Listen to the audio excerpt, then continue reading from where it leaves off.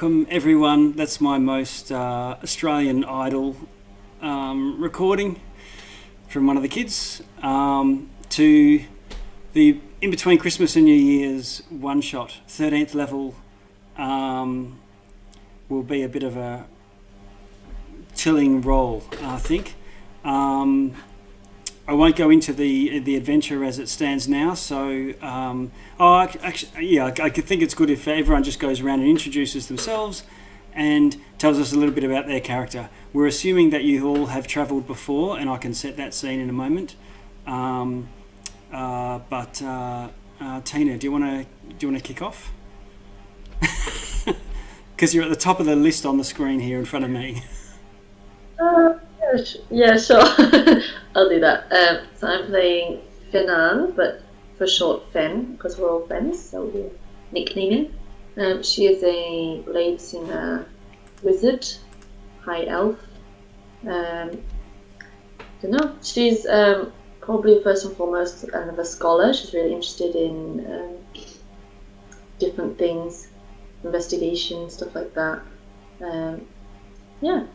I don't know. Would your adventuring companions know you more for fighting with a sword and using spells to augment that, or sort of standing back and blade singing, but really sort of slinging offensive spells about?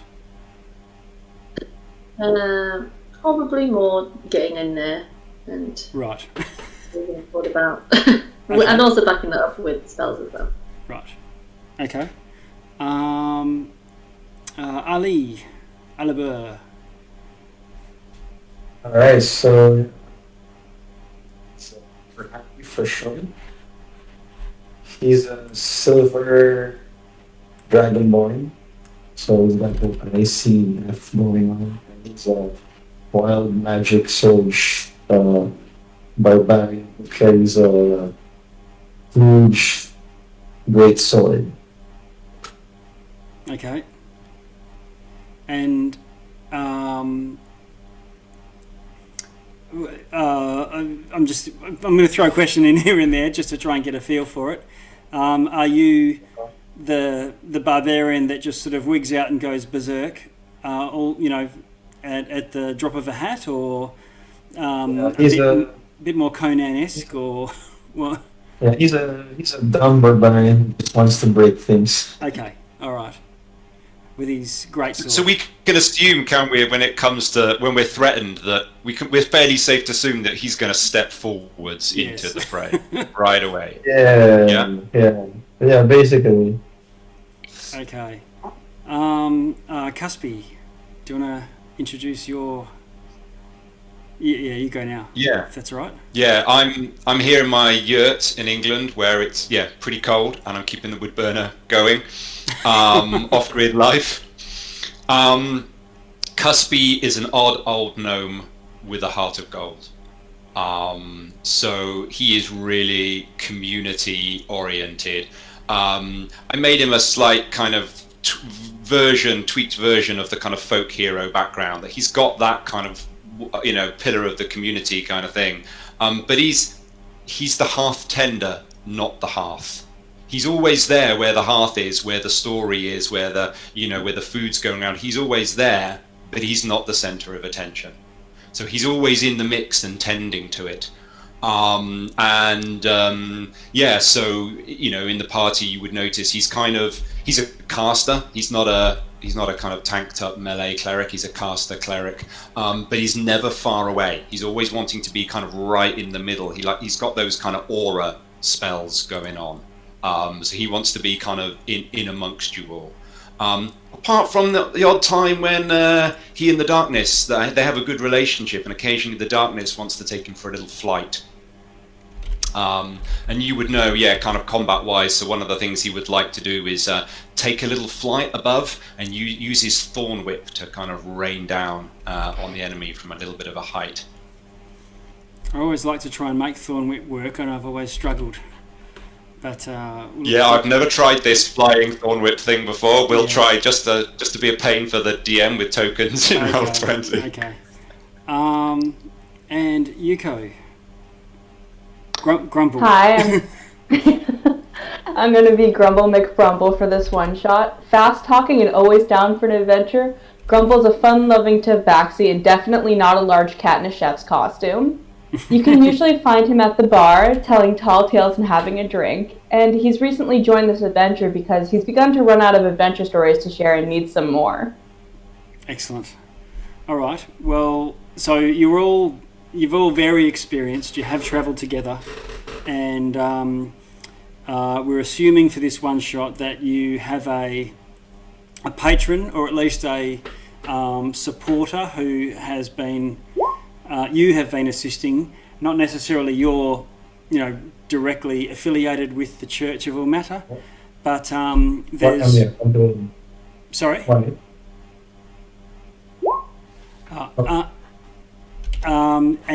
This city of El Terrell, holy city consecrated at one point in time to Archangel Zariel, and the holy triumvirate of Tyr, Torm, and Ilmater hold a great sway over the population. Some weeks ago, the whole city is gone. It was teleported to the Nine Hells after some sort of cataclysmic event. Your party has assisted in aiding, at least to some extent, the return of El Terrell and rescuing the entire city in returning it back to the prime material plane. However, there's it's only recently returned, and so the city is still, the fires are put out, but the city's still smouldering. Everywhere, so often, fiends are still encountered wandering the streets, not just wandering the streets openly, but lurking. Probably the bulk of the population expired in the journey to Avernus. However, a sizable proportion, so thousands of people were saved and returned back alive, and they are they've been sort of evacuated from the city upon its return. So the authorities have sort of set up a temporary camp outside the city, and they're operating from there and looking to basically mop up, clean up, cleanse, and make the city habitable once again, return it to its former glory. Now, this is a bit of a side quest. It's not particularly associated with the city's return as such, but there is a holy relic that was being tended by monks of Ilmater, called the Wards of Suffering. Ilmater is a god of endurance and suffering, and these monks, they, much like the monks that go into seclusion, they would they built themselves an adytum, which is like a sanctuary where they could go and reflect and try to ascend somewhat or self-actualize. And this is deep beneath the city of El Terrell. This was some time ago, before the city fell and whatnot, and the monks at one stage were down there. They would seal themselves in, and then that was it. No one had seen them for many years. So there's this relic that they also maintained. Speaking of monks, yep. You forgot my character. Yes. The intro. Oh, poor Zach. Where are you? You're actually at the top of the list, and I must have you skipped me in the icons.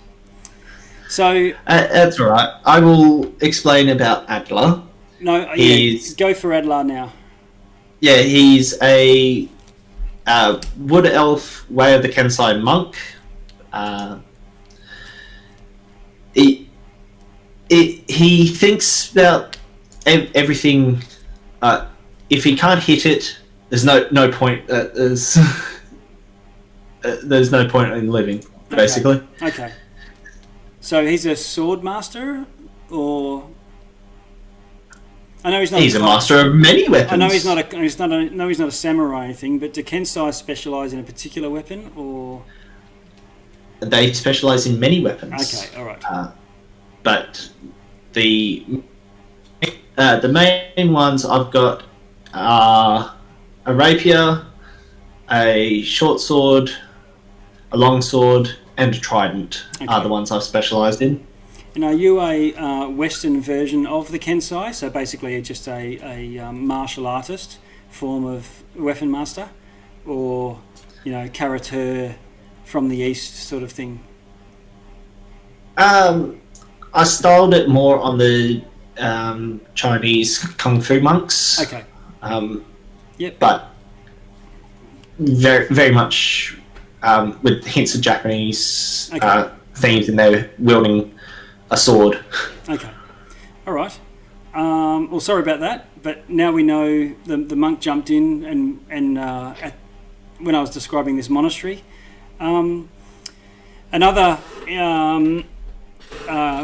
critical piece of information around this is when the El Turel was consecrated to Zariel, it's because it was getting inundated with undead. They were swarming through the city, causing havoc, and they couldn't get on top of it. Zariel flew in 50 years ago and installed this glowing light above the city called the Companion, and when its light bathed over the city, it would just burn away and destroy all undead. And so any that apparently some survived by tunnelling below, and so the authorities know that there are these monks underground, and there are also undead that have erupted from the earth every night since the city's been returned. They still obviously don't like the day, don't like moving around openly, but there are a lot of them. And so the idea for this mission is, under cover of darkness, while all these creepy crawlies are out of their lairs and underneath the city is relatively empty, you would need to locate somehow the entrance to this adytum, make your way below ground and retrieve the wards of suffering. And that's pretty much as far as my sort of the basic premise of where you are, and you're outside the city at this point. I've got you in a tavern, but this is just a large meeting hall sort of tent, a yurt, as if you will. The sun is about to go down, and this young girl who is she read from a holy tome and was infused with celestial might, and so she's sort of like the golden child from the old Eddie Murphy movie. She's got powers far beyond her means, but extremely brittle and in need of protection. But she has this sort of wisdom, like the new Dalai Lama of your matter. So, what do you want to do?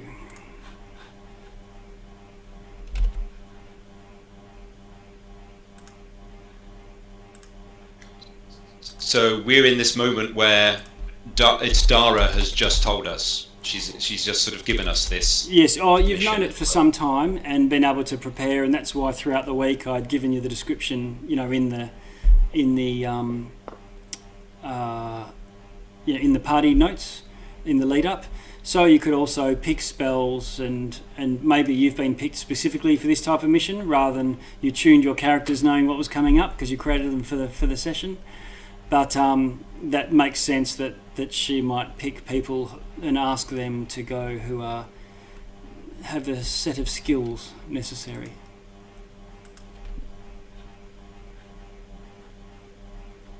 And just to check, did she describe how would we know we found the wards? Did she describe that to us in what are these wards? They're inscribed on something, or they look like braces. So holy, they would detect as a celestial make, and a set of braces, Wonder Woman style.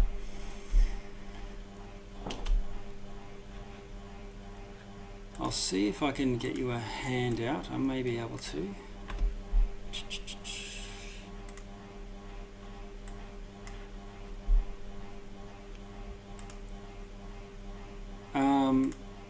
yeah, so is there anything particular you want to do, or do you want to just start heading into the city, or what's the strategy for trying to find this this entrance? So we know something about this city. We've had some experience with it. We've been involved. Yeah, you would have been here before. That was part of your the reason why you went looking for El Tirol in the first place.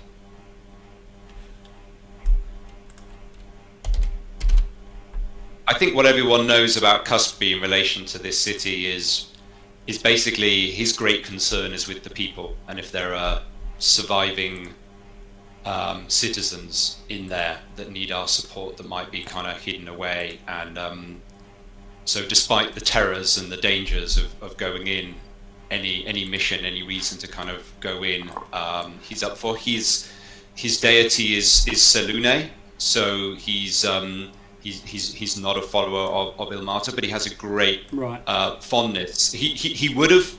It's the martyrdom bit of Ilmata that he wasn't into, but he's got a great.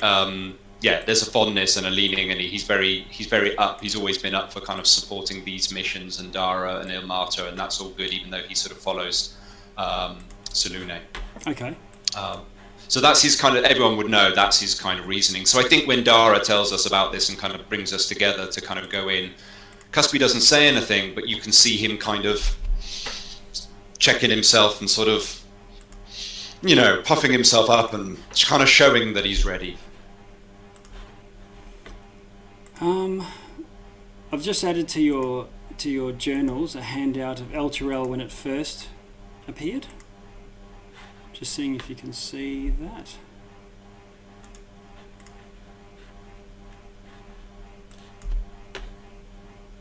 Whoa. That's nasty. Ooh. So the whole city was lifted up, almost dug up like a divot of earth, and was floating above the plain of Avernus at one stage, and chained to like a helium balloon, slowly being pulled down into the Styx. So what was a river that split the city became a chasm that drops, thousands of feet below. So obviously it's not like that anymore, but that gives you a bit of a idea of it. I've got another one that you'll also see in. I'm just saving that so you can all see it in your journals. And this is a map of El Tirol itself, giving you a bit of an idea of the locations around the city. Let me know if you should be able to see that.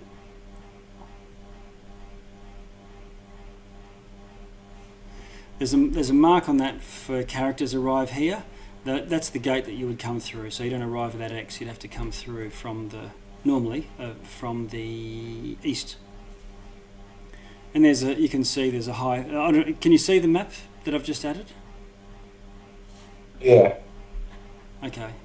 So there's Torm's. Yes, indeed. Okay, so there's Torm's Blade and Torm's Reach are the two bridges that cross the river. There's a high hall, grand cemetery, and the big central place that's open to the south east would have been the markets. So tents and things, not buildings. So we'd been arriving. Sorry, please carry on. Sorry, I was just asking if we've been told how to get down underground. It's not an entrance that is known to anyone.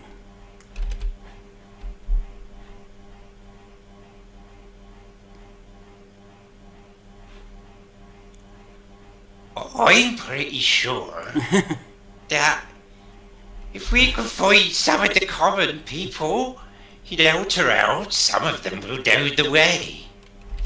So we only have to ask and save up our souls along the way. There are, probably 1,000 residents camped around in large pavilions in a little mini city directly to the east of the main city.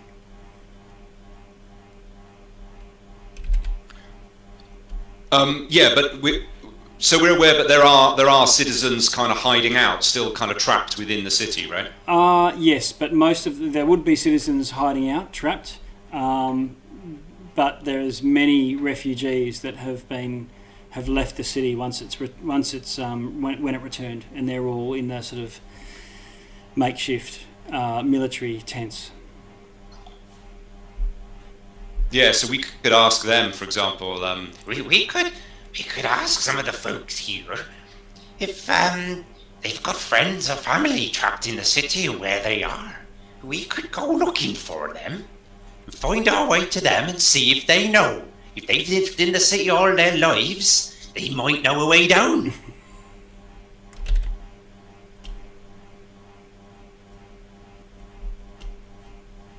Fen looks at Cuspy and is like, "My dear Cuspy, you always worry about people, but I'm more interested in what fascinating things we can find down there."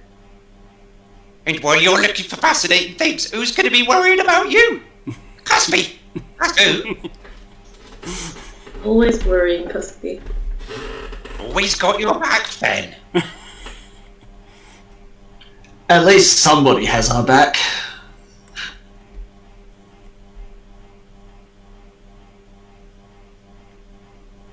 So one of the Alright, shall we ask some of the survivors if they know a way down then? okay. Do you want to do let's do a group investigation? Oh no. If you want to do something else, try it in a different way. Let me know how you're going to use some other skill that you have.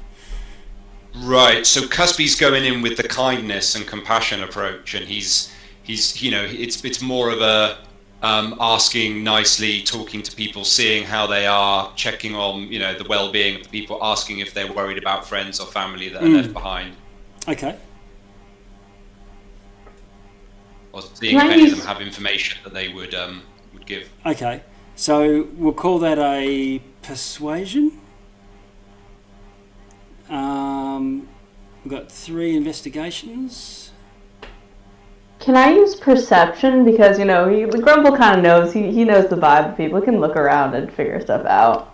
Yeah, you can sort of hang back and look around and watch the interactions that the other people have. Like, see, maybe someone who might know ducks off to the side and avoids the party. So, yep, you can use perception. Perception might identify someone who might know, and then you would need to do something else. But, yep, you can do a perception while you're cruising the shanty town.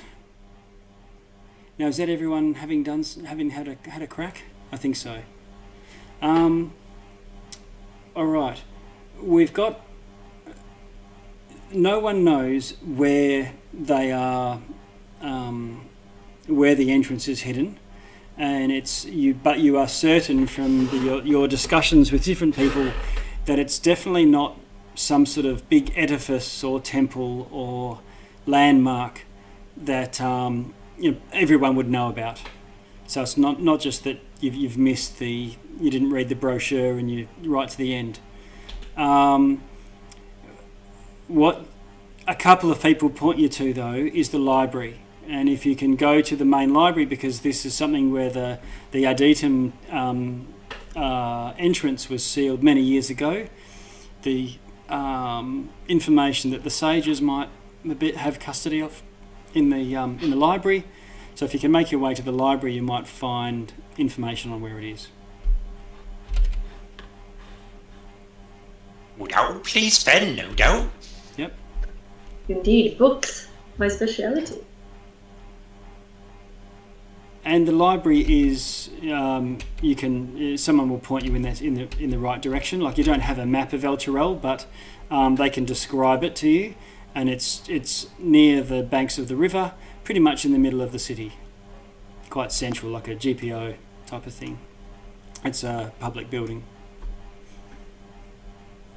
so you're fairly confident that you could make your way there with the directions that you're given.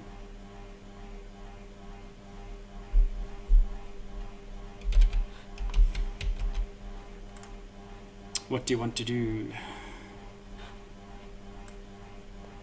To the library? We're wondering, just how sneaky do we want to be? I mean, it's pretty dangerous. If it's night, then all the horrible undead folks will be above ground. Until we get underneath, it's a bit dangerous. What plans have we got for sneaking in there? The only problem is our great barbarian friend here. Our great barbarian friend is no problem. He's saved my life more times than I can count. Not that kind of problem, just a stealth problem. I got an idea. You know, I got this spell called Seaman, and you know, I can maybe disguise us so we can sneak in a little better. You know, maybe we pretend to be a bunch of zombies, you know, we cover ourselves in like dead meat, we just kind of put on the spell, and then they can't really tell the difference. Disgusting. That is a life. Dead meat, you say? Just skip the dead meat, we can just do the spell. But I'm saying if we want like accuracy, if they can smell us, you know, maybe we also cover ourselves in like some old meat. Yeah. Seeming is an illusion, a visual illusion. I'll go with just the illusion, thank you. Alright, so we're gonna agree. We're gonna disguise ourselves as undead, not demons or devils or whatever. Okay. What type of undead do you want to be? The kind that I think Grumble would think would be in that city. Oh, Grumble has Yuko's idea. What is that? No. You know, just like kind of like these rotting zombies that are kind of on fire. Yep. You know, this looks really awful. Yep. Hell zombies. All right, I get the picture. And so everyone looks like hell zombies of some sort, some brimstony, smouldering ones. And Cuthby's practicing the limp. Okay, all right. Got one arm down by your side, hand turned in. Right. Oh, very good. Stick a pebble in your shoe. Okay.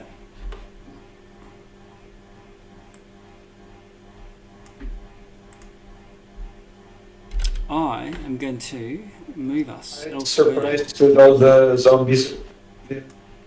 He immediately gets his great sword out. Zombie! Stay your weapon. Now's not the time. Told you he was gonna be a problem.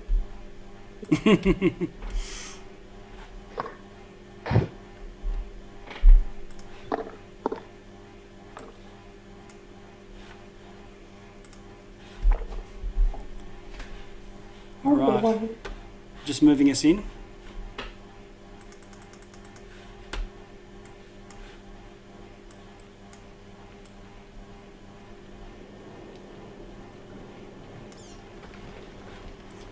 Okay, can you all see anything? Oh wow.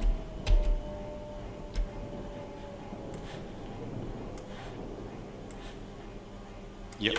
You can smell sulfur as you walk around, as you enter the city and make your way down the streets.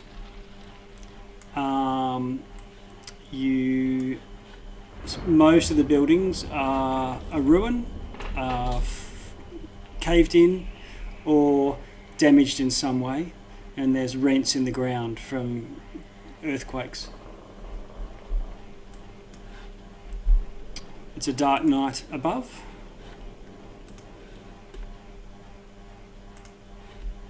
And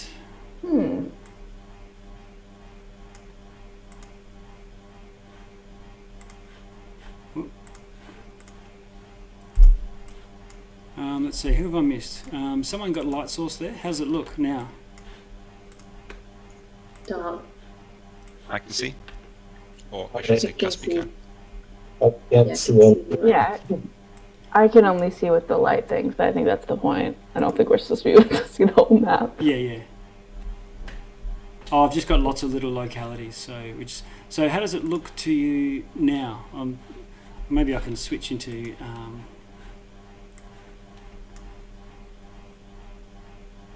Can you have you got a limit to your vision?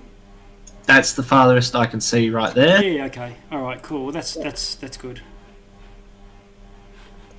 Cuspy can see what looks like beyond your map.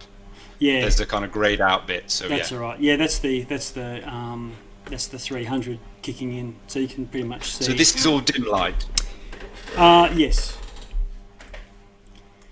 apart from where we're using light or whatever Yeah. So I'm just going for to our check. immediate vicinity. Okay. So who said someone can grant me dark vision? Was it Yeah, I didn't quite hear you. someone said they can grant someone that dark vision earlier? Yeah, so you know that Cuspy can grant for 1 hour dark vision the same as his. It's called Eyes of Night. So dark vision out to 300 feet. And yeah, he can share it as an action within those up to 4 people within 10 feet of him. It lasts 1 hour, and then he can't, once he's shared it, he can't do it again until he finishes a long rest. Actually, that's not true. He can spend a spell slot to do it again.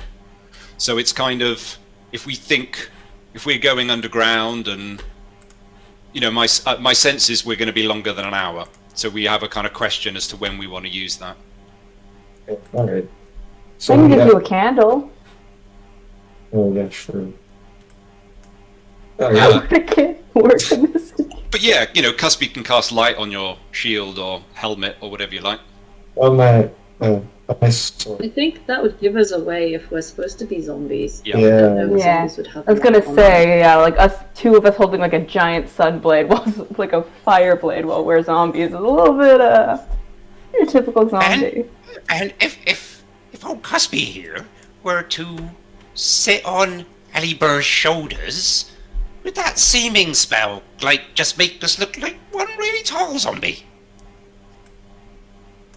Not a bad idea. I'm really reading the story now. I don't know about that. I think you might. Maybe you put like a scarf around your legs so you look like, and you cover his head and you look like a different thing. I don't. Would Grumble know if using it could create an illusion of one person, 2 people being one? Oh, the DM went away. It's okay. I've just rejoined as a player. I wanted to see how it looked for your perspective to make sure that the lighting was okay while you're figuring out what to do. And I'm joining back in.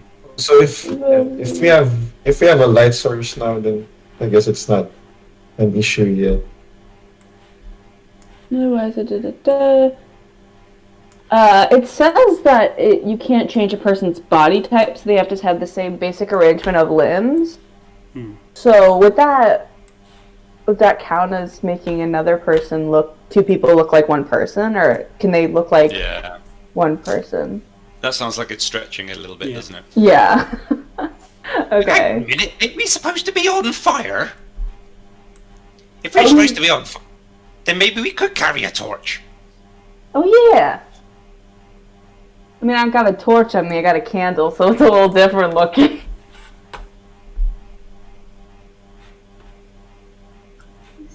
Rather you could see, my good friend. Well, could somebody cast the light spell and make it look like the light is coming from the fire that we're supposed to be producing from our bodies? I think that could work. Yeah. Sounds like a good idea. I cast light on Ali. Okay. So I think, Ali, you've got light coming out of the top of your head, which is looks like it's on fire. Okay. All right. And you, do you want to arrange a specific marching order, or? Cuspy at the front, since you can see so far. I was going to suggest somewhere in the middle. But sure. I would. Don't be frightened. Cuspy's here. I've got your back. I mean front. I mean, oh dear. Oh dear. I will take scouting ahead, so I will be up front. I can move fairly quiet, so that's an option. Cuspy's going to use his minor illusion, his innate forest gnome minor illusion ability to make it look as though he's on fire. Okay. It's all right. Don't worry. It's all right. You have extra flames now. Extra flamey, Cuspy.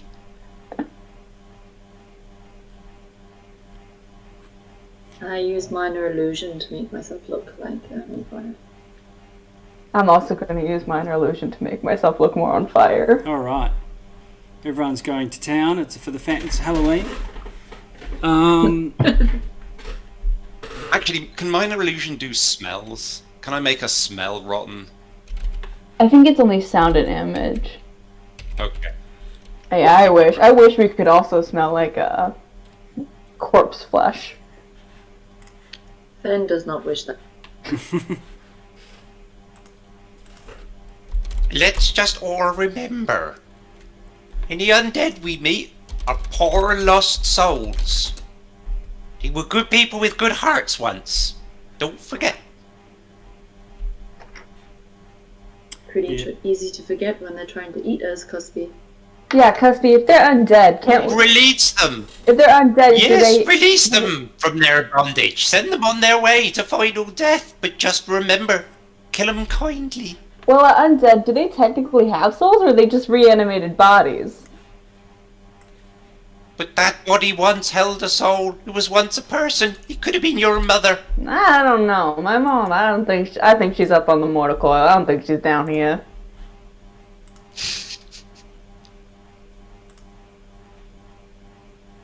So should we head out? Sure. So Cuspy's happy to kind of go hot on the heels of whoever's actually standing at the front. Okay. Who was it offering to go front? Was it Adler? Yes, it was. Ali, move back. You're not sneaky at all, please. I'll cover the rear. Cover the rear. Fen in the middle with Grumble and Cuspy and Adler leading up. Okay, cool. So I've got a little bit of a marching order, and you start to sort of make your way. I'll just narrow you down so you can fit in through the passages, and you should actually see, your perspective change as you sort of make your way down the streets. I'm just using this as a bit of an example.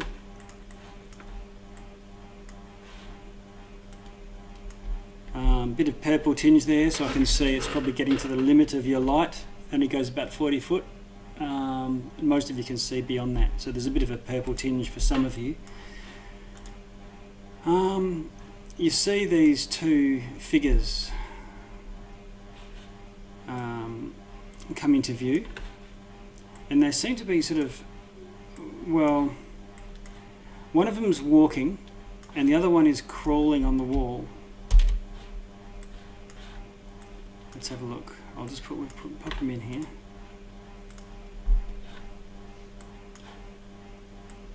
Some of you might be able to see this guy over here if I do a ping.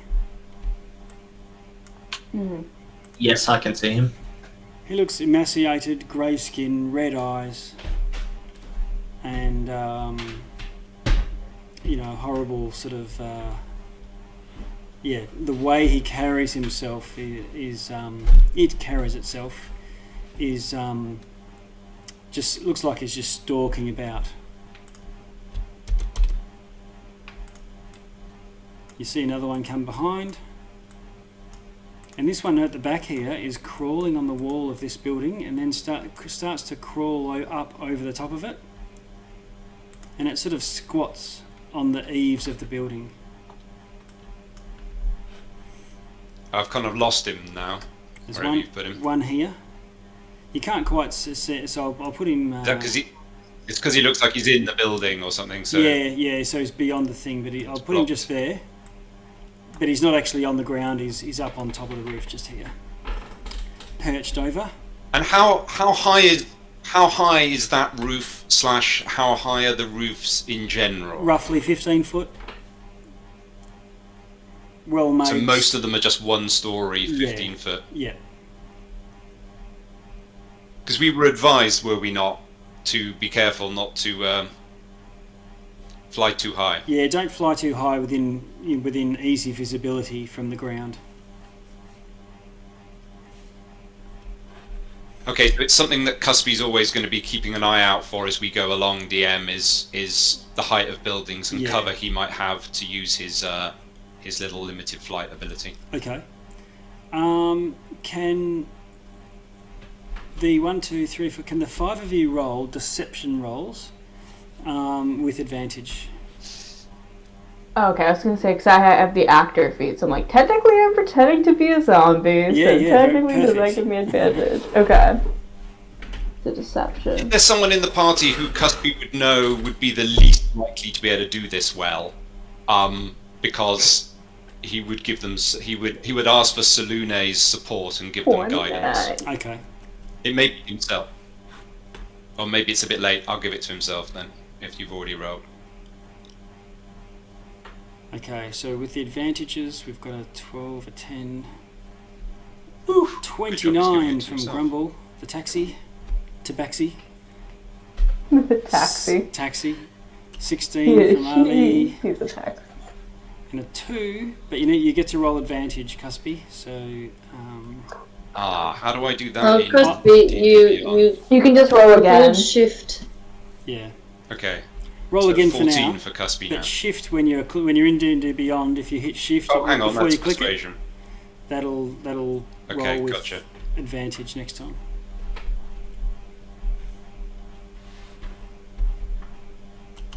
Okay, so this guy looks this figure over here looks very curiously at you and sort of stands up and walks into the middle of the street and looks very puzzled. It appears to be sniffing the air. Oh no. Should have done the meat plan. Everyone always says no to the meat plan, but the meat plan is foolproof. I'm wondering what Cuspy knows. Does he recognise this creature? What does Cuspy know about it? If you are... Yeah, you can roll religion or arcana of your choice. That's the same for Cuspy either way. So it looks either undead or fiendish or a bit of both. If you were to put a name on it, you would say some sort of ghoul or ghast or one of those sprinting zombies, World War Z type thing, rather than the shuffling zombies. Okay, and it's got more intelligence about it. Oh, definitely. Looks like a average zombie. Yeah, right. Looks like it's hunting. Oh no. Oh no. Okay. I think Grumble's gonna whisper over to Cuspy and say, "Yo, should we kill this thing before it starts screaming for more things, or should we just let it pass?" Cuspy's immediate thought, DM, was to listen out very carefully. Okay. For sounds of others. Does it seem like it's just these two? Okay, you can do a Or are perception there roll. others? Can Grumble also do a perception roll, or Yeah, just two people can roll. That's the Okay. that's the it's sort of like one person giving advantage, or two people can have a crack. I think Cuspy's got it with that 25. Yeah. Yeah, my passive perception DM as well is 19, so Yeah, okay. Same. just throwing that out there. If you want to put your passive perception next to your character name in your token, that will be ideal because it looks like it'll fit for everyone. It'll make it a lot easier. How do we do that? You can click on your token and click on the cog, Okay. Okay. and then there's represents character and name, which you can then type something different.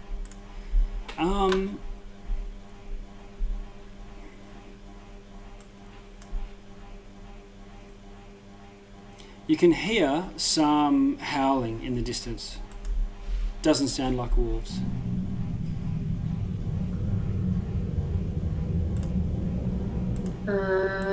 Fen would like to cast minor illusion over here. Okay. This guy here. Sorry, what's that? Minor illusion of. Fan would like to of something moving, like somebody walking around here. Okay. This guy here. Who was it who asked Cuthby, should we take him? It was quickly or not? Grumble. Yeah. Grumble. Yeah. So sorry. And then Cuthby was listening out. He hears those hounds, and his immediate response just whispers back to Grumble, Take him quickly. Take him down. This guy here crouches and leaps across to this roof over here. So he's actually And- just here now. So as soon as he sees him do that, as soon as he sees him land, Grumble's going to thorn whip him. Okay, so let's crack As soon as he into sees him initiative land. because they are looking at you with a view to hors d'oeuvres. So I'm just going to clear the turn order. Just bear with me 1 minute. Okay, now it's empty and everyone can chuck themselves in.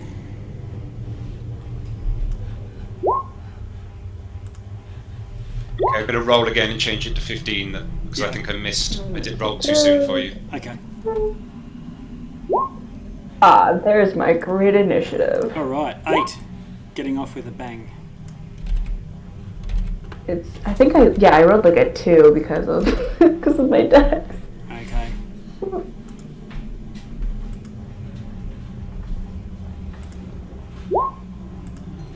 Let's see, how did I go?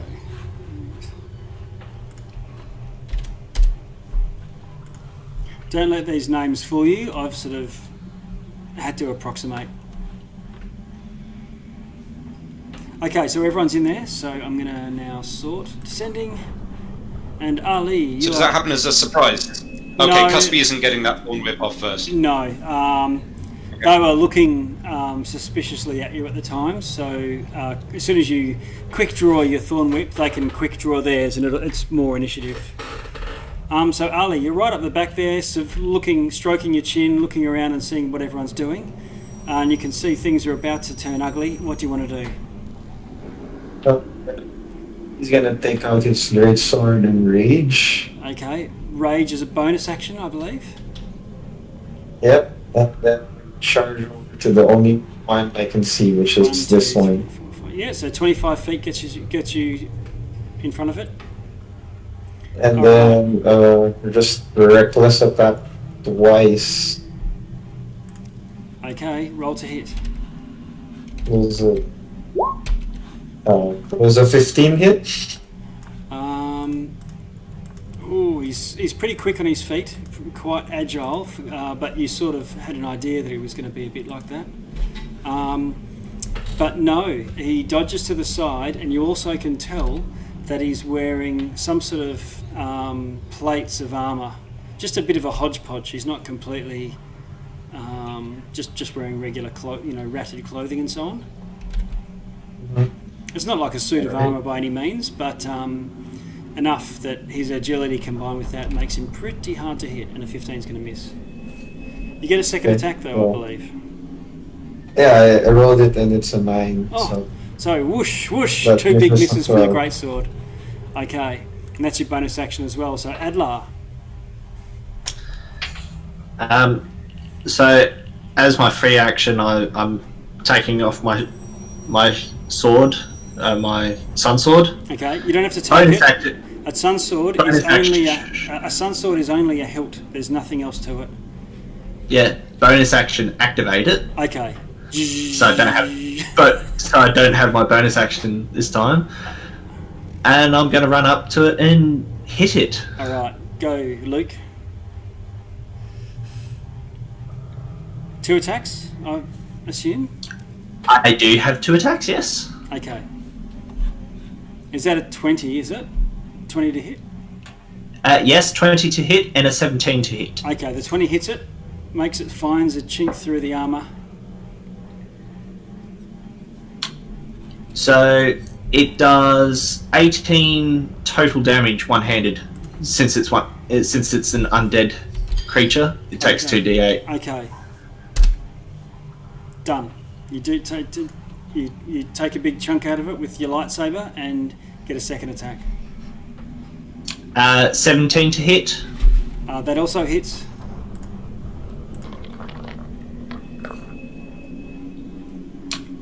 13 total. Okay. You can see. Can you see its health bar?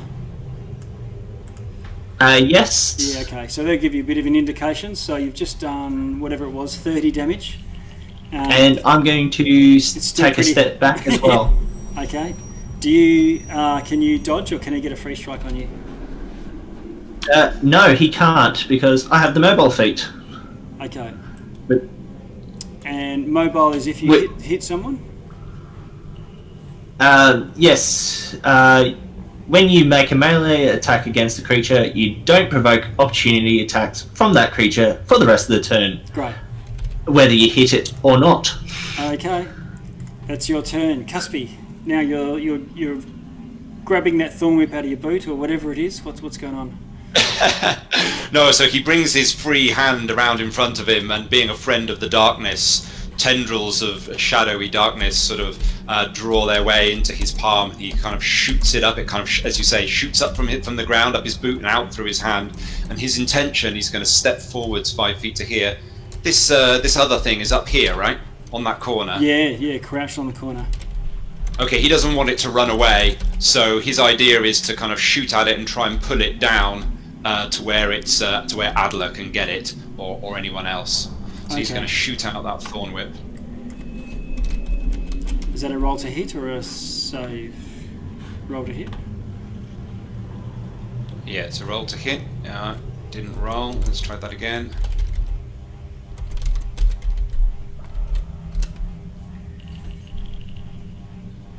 Okay, 26 to hit. Okay, 26 hits. So 14 damage for that, and he has the Blessed Strike option. So I'm just gonna. I need to roll that separately. It's an extra D8. And that was the guy on the roof, right? Yes. Okay.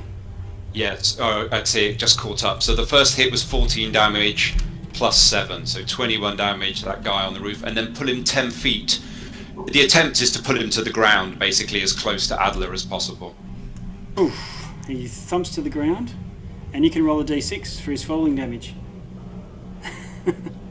Drag him off the I roof. like it. Yep. Great. Happy with that. Total of 26.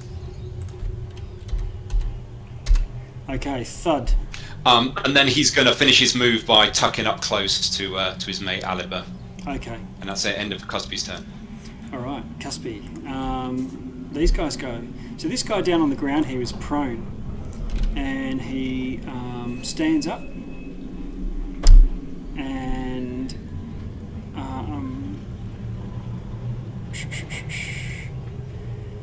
he uncoils a length of chain across his chest, and swings it round one-handed, and thunks it into Adlar. Let's see. It's got some sort of spikes on towards the end of it, and it's pretty chunky. I'm just rolling natural d20s here, so I'll have to adjust them. Adlar, what's your armor class? My armor class is 20. Okay, so he misses you, and then he, with his left hand, he claws and slashes across your chest. He misses you again, and then this time, as you leap to the side of that, he swings his chain in again. This time, hitting you with the chain. Ouch. I was beginning to think Cuspy didn't have to feel too guilty. Okay, it does. It does 9 damage from the spikes, but then necrotic energy comes sailing through it like an electric shock. And so you take the 9 of regular damage, and then 23 necrotic damage. And that's his turn over. This other guy looks up at Aliber. Again, swinging. What's your armor class, Ali? 18. Okay, he thunks at you with his spike Oh. chain. He thunks at you with his spike chain and hits. Well, by the way, I rolled the D8 for my wild magic surge and I got a 5. Okay. So the 5 means that every time I get hit, the creature takes 1d6 force damage. Okay, roll your 1d6.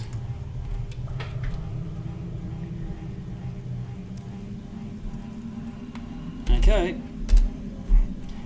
And then he whacks you. And you need to do a DC 14 dexterity saving throw. He whips it across your legs and he's trying to yank them out from under you. Advantage on that, I think. Okay, so you leap up, he clips you and take the damage, but he doesn't pull you to the ground. This time he swings overhead and slams the spike chain down on your head with a Oof. natural 20. Okay, that's going to hit. Ooh, I'm going to do that again. So that's 7, 8, 9, 10, 11, 14 damage from the spike chain. Half to 7, right? Sorry? Half to 7. Oh, because you're raging? Yeah. Yes. And are you, does your raging prevent necrotic damage? I don't think so. Yeah, okay. So you take 23 necrotic damage as well. Okay. And after that, he kicks at you with his foot. Hitting arm class 18 at least. Yeah. And this will just do... Hey. 12 damage. So that's half to 6. Yeah, and yep, that's right, because that's slashing. And you zap him again, don't you?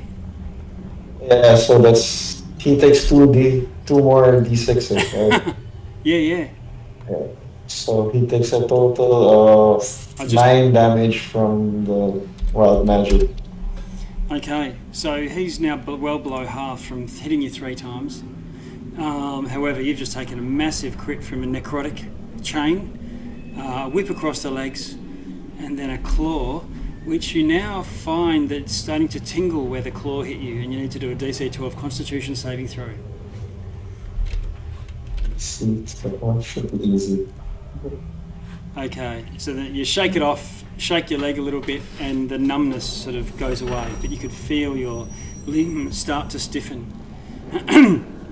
And grumble, finally. Alright, Grumble's gonna say, he's gonna look at this one and he's gonna say, "You're like Rapunzel, but the only thing you let down is everyone else," and cast Vicious Mockery. Oh. And he has to do a saving Wow. throw, yes? Yeah, only 5 damage. Okay. How did I only do? I rolled 3 d4s and I got a 5. This is not a great time for Bumble. Yeah. It's not quite pulling together how you dreamed. The damage didn't match the ferocity of the pun. That's for No, sure. yeah. And I'm gonna give. Who just got hurt? Was that Adler? Was that Adler who got pretty knocked on? Yeah, I'm gonna give Adler Bardic Inspiration. I'm gonna wink at him and give him some Bardic Inspiration.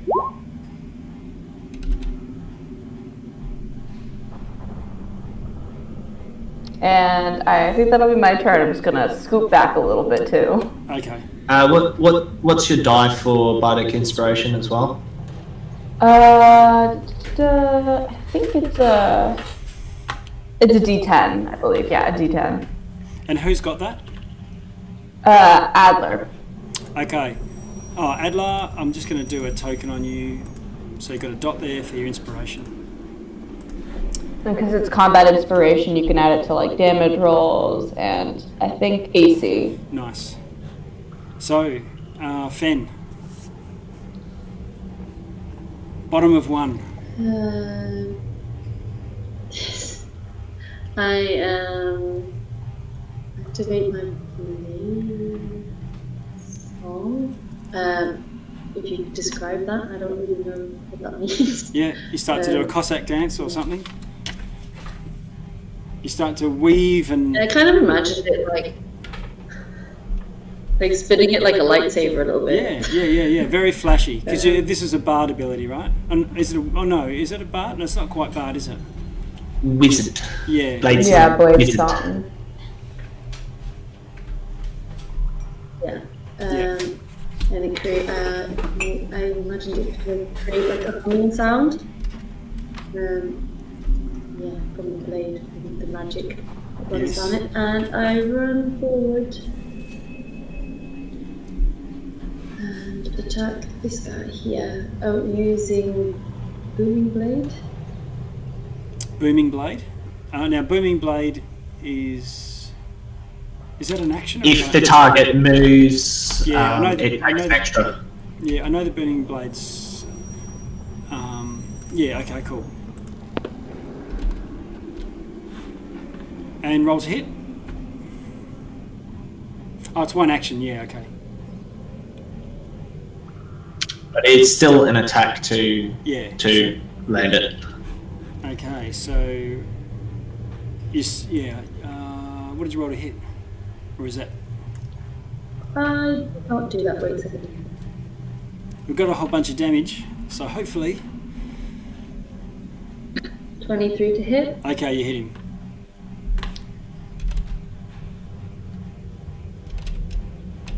And how much damage is it then?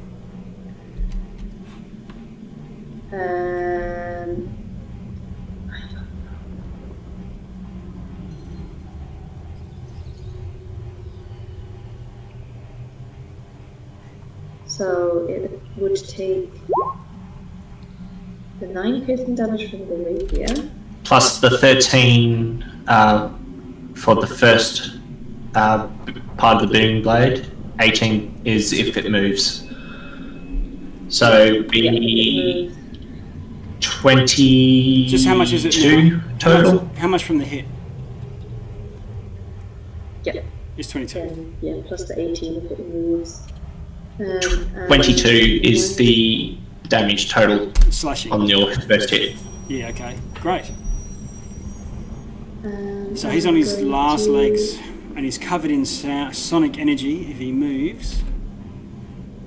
I think I saw it there. Brandish weapon on a hit suffers the weapons.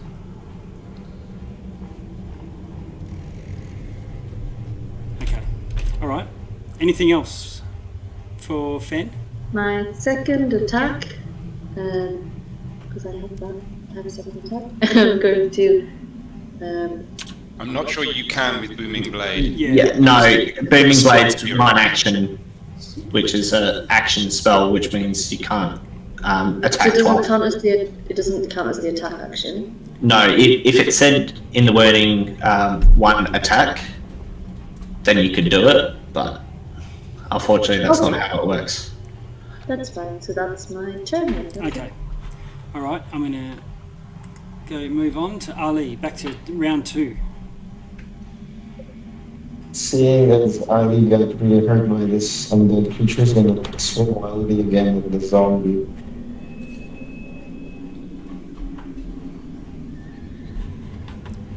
Okay, you hit arm class 25. And so hit it. And then the second attack is a 30. So that's 15, so 29 total damage. Okay, you kill it. And he's gonna move over so behind the next zombie. Okay. Alright. I'm okay if you want to just roll all of your rolls all at once and just stack them onto that one. But just next time you have 2, you could just roll one, roll it all out, and then if you kill it, move and take your second attack on the other creature. But that can be next time, it's fine. Alright, sure. It's a first world problem with having 2 attacks.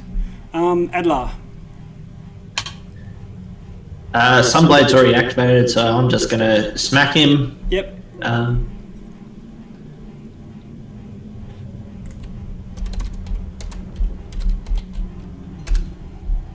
Roll to hit. Yeah, that's not hitting anytime soon. Yeah, it's not. Armor class 12, no. Second one? 27 to hit. 27 hits. I'm also going to add a stunning strike to this as well. So, could you please make a con 18 save, please? Okay, he fails that. Oh, goody. He is stunned until the end of my next turn. Okay. He just took 18 damage from that. Then I'm going to flurry of blows as well because stunning strike is other actions, not a bonus action. Yeah. And can you stunning strike with a weapon attack? Yep. Okay. So what did you say? 18 damage. 18 with the... Okay. Yeah, 18 damage, yeah. Okay, big blow. Anything else? Flurry of blows, I think you said? Yeah, so flurry of blows, so I think I've got to make 2 separate unarmed strike attacks, basically. 23 to hit. Yep, that's a hit.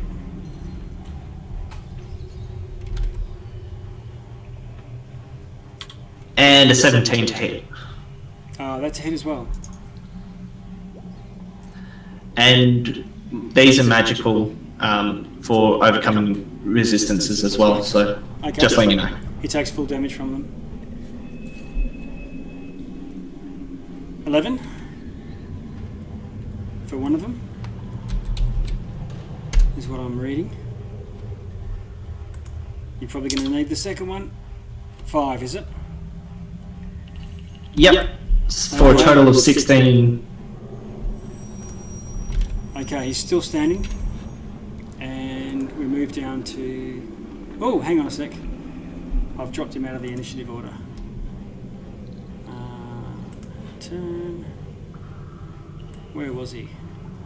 He was here, I think. Yeah, I think just right before Grumble. Yeah. Okay, Cuspy.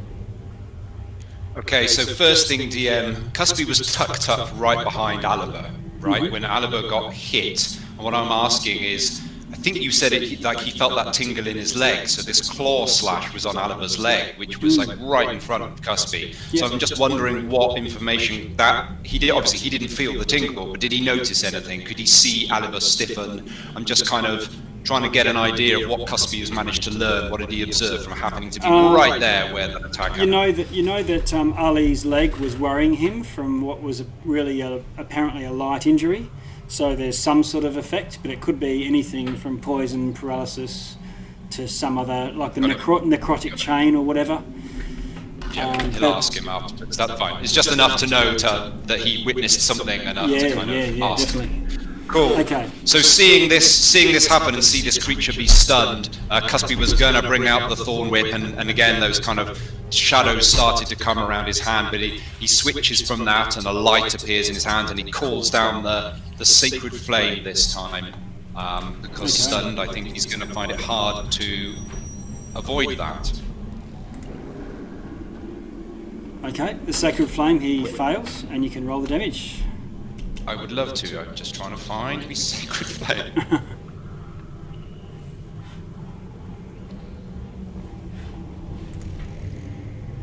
And we've just got to... Has that done it? Yeah. Yeah, 17 radiant damage. Okay, and I just need to add the blessed strike to that. Okay. Alright, that's enough to kill him. Boom! He sears, crumbles, and he's ash by the end of the round. So Cuspy immediately just kind of traces out the 7 silver stars that he has, both on his amulet that hangs on him and his shield. Whispers a very quick prayer as these poor old souls go off to their final death. All right. You send them off their merry way, and you are left alone in the city once again. Are you carrying on from where you were? I think there was a couple of injuries, but Yeah, Cuspy's going to go and ask both. He's going to walk over to kind of between Adler and Aliber and ask them both how they are. Do they need any tending to? And he's worried about the amount of harm that came to Adler, and he's certainly worried about that leg injury that came to Aliber. yeah. Definitely some heals would be greatly appreciated. Yeah, I'm still good. That was unexpected. You can use it on Adler first. Don't worry about me for Okay. now.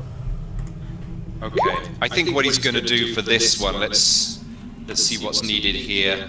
He'll bring out his staff of healing, and he'll have a cure wounds from his staff of healing on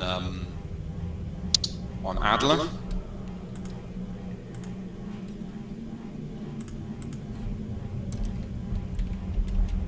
I don't have a way that's. I'm just going to roll that straight in here. Oh, great. Oh, well, that's a start, Adler. There's 5 hit points for you. Still not looking so good.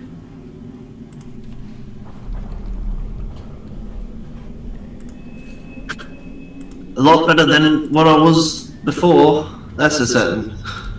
Right, he's going to. Stay still. One moment. We'll try that again.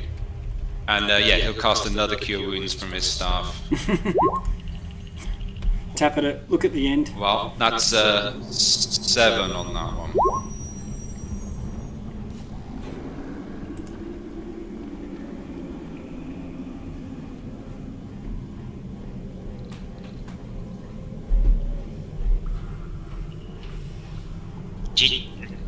Just checking. Just Cuspy wants to know.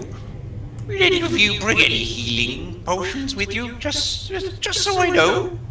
Just so I know you've got one if old Cuspy here goes down. I don't got a healing potion, but I know how to use my magic to heal.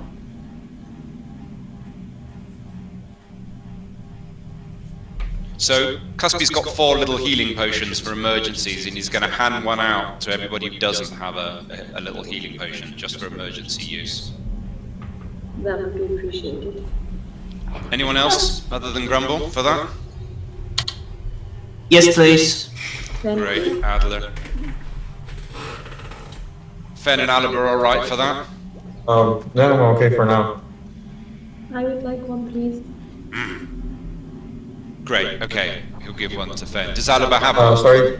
What So he was does. that again? Does Aliber have a healing potion of any kind?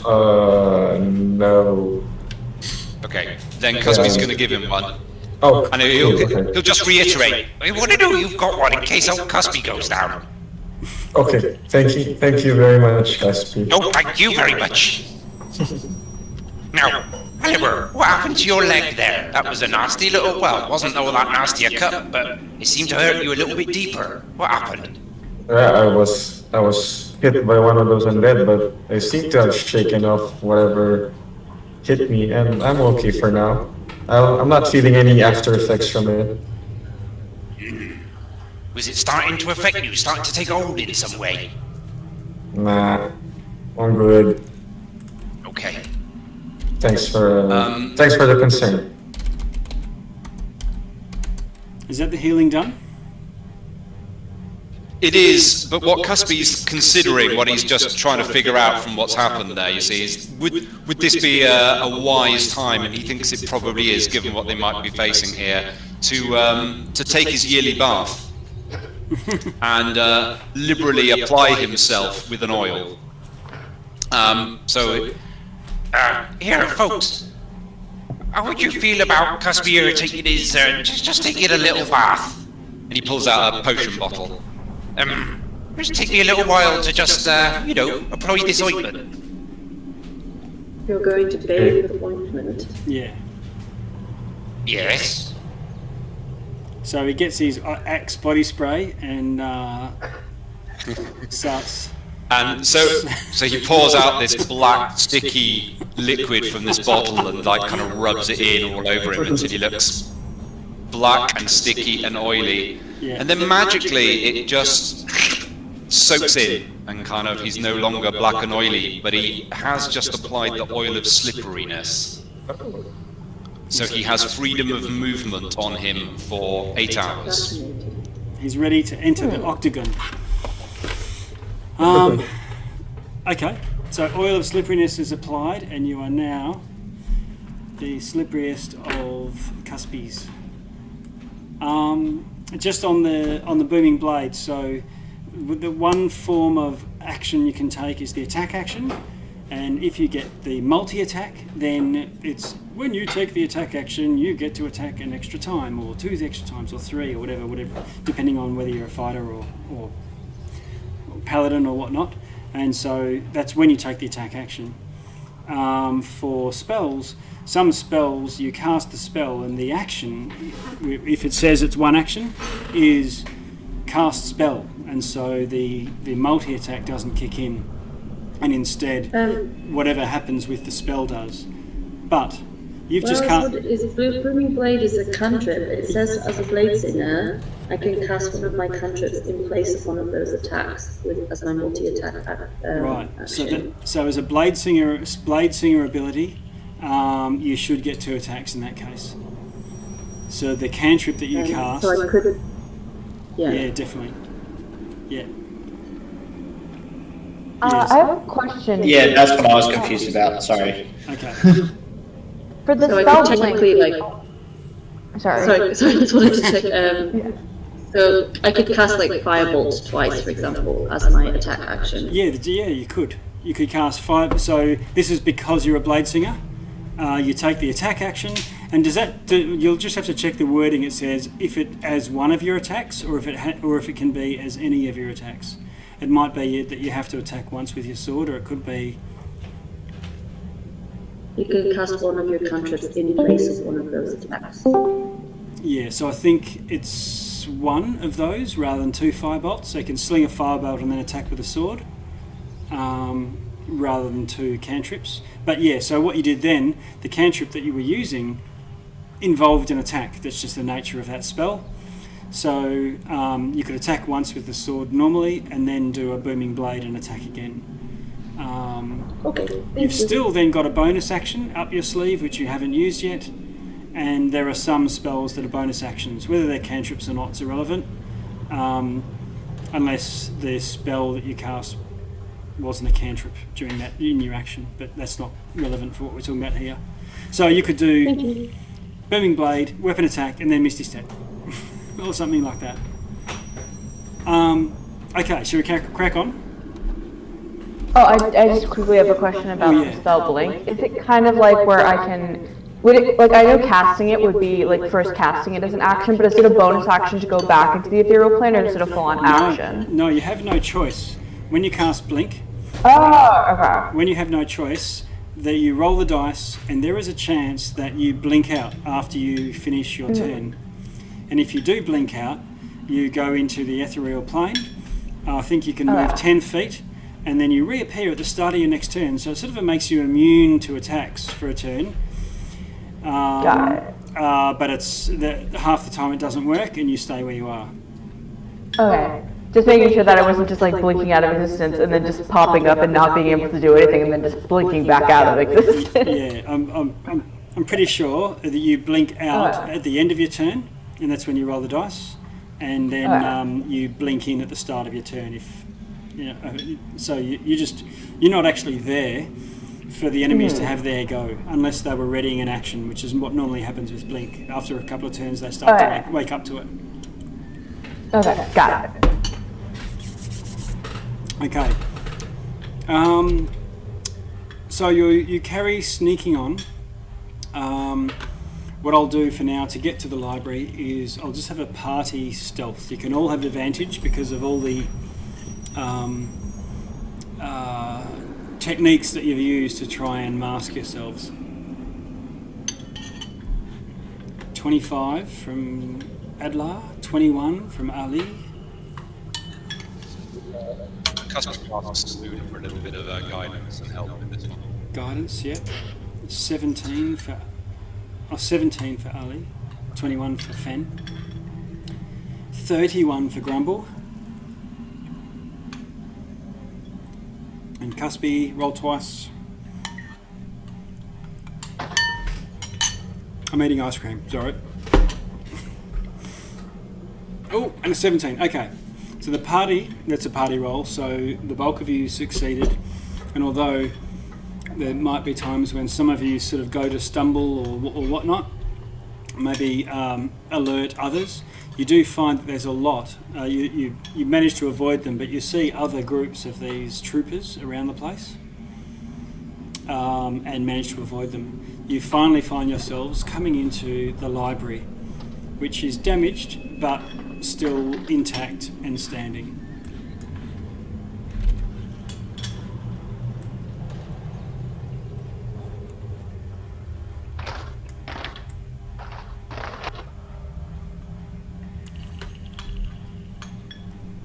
Is there anything? Sorry, did we move on the map or? No, I'm just. I'm not worrying about exactly where you are now. You're just in a large, at the front of a large building. Okay. Is it the library? Yes.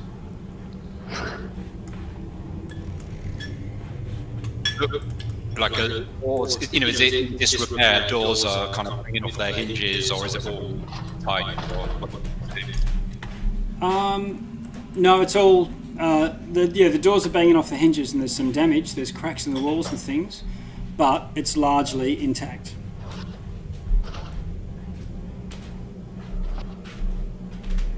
So you're in. You make your way into a large round room with a number of other rooms adjoining, and books everywhere. Okay, so Cuspy's really, his job here is straining his. So any signs of further undead in here? Okay.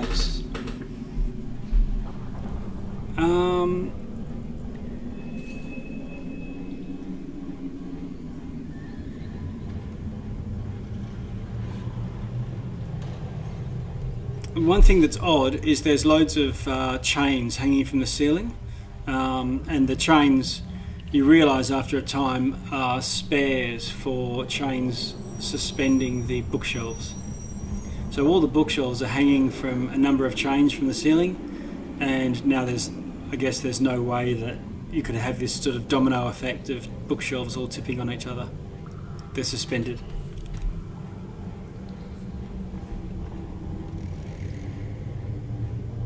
You do think you can hear rattling in the distance. As in rattling of pegs? Yes.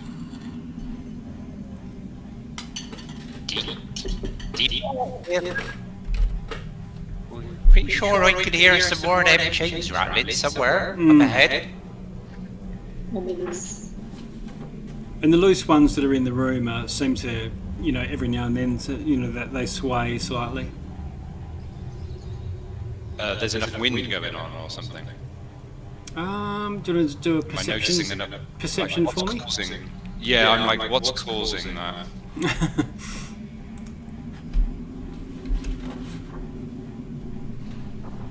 28.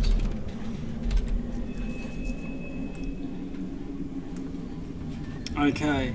You think you can hear footsteps, and each time the footfall lands, there's a chinking sound associated with it. So the chinking that you could hear in the distance is sort of like chains on the ground, and as it moves, lurching along, you can imagine in your mind's eye chains being dragged behind it. Shink, rattle, rattle, rattle, as it moves along. Oh, and which direction is Cuspy picking this up from? It's a bit hard to tell. Either there's numerous directions, or it's just bouncing off the walls around the place. Okay, which way did we come in from? Up to the north? No, you came in from the west. Okay, so Cuspy's going to relay this. He's going to describe what he's hearing, but that he's not quite sure where it's coming from. But just to kind of warn everybody to stay alert, stay tight together. Mm-hmm. Are you still continuing to stealth now that you're in the library? I was going to say, did you want me to go ahead and check? I can move extremely silently. Would be very happy if you wanted to scout ahead, yeah? Yes, would be appreciated. Well, pick a corridor, and I'll start at that one. While you're deciding, Cuspy's going to sort of just sidle up to you, and he just sort of places a gentle palm against maybe your knee or your hip or something, and he's going to cast resistance cantrip. So for 1 minute, you've got a D4 and a saving throw if you need it.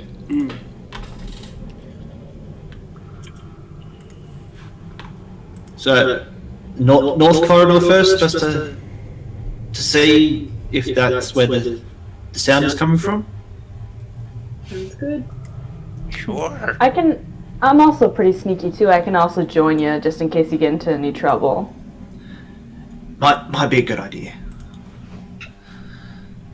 Fen would like to just be looking at any bookshelves in this room in the vicinity. Okay, you find. We'll do the stealth. Was it Adlar? You do that, and then for the searching of the bookshelves, was that Fen or was that Grumble? Fen. Grumble's going with Adler to sneak. Okay, all right. So I'll just move you off to just so I know. So there's the sneaky ones off to the right.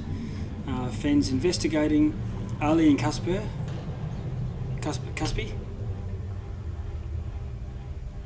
Yeah, Cuspy's It's still gonna be. Sorry, go ahead. No, go for it. Well, Ali's just gonna be keeping watch. Okay. So you're on security duties. Okay. Yeah, similarly, Cuspy's using his ears, but keeping his eyes on between Fen and Ali. Okay. Just staying central. Maybe tucked up against this. Is that like a pillar or a bookshelf? Or... Yeah, there's a bit of a pillar. Okay. Give me 2 stealth checks for Grumble and Adlar. And Fen, you've got a choice here. There's 3 sections. A section on arcane law, a section on religious law, and a section on Elturian history. Go with the history. Okay, so for the history, if you can roll a DC 15 intelligence history check.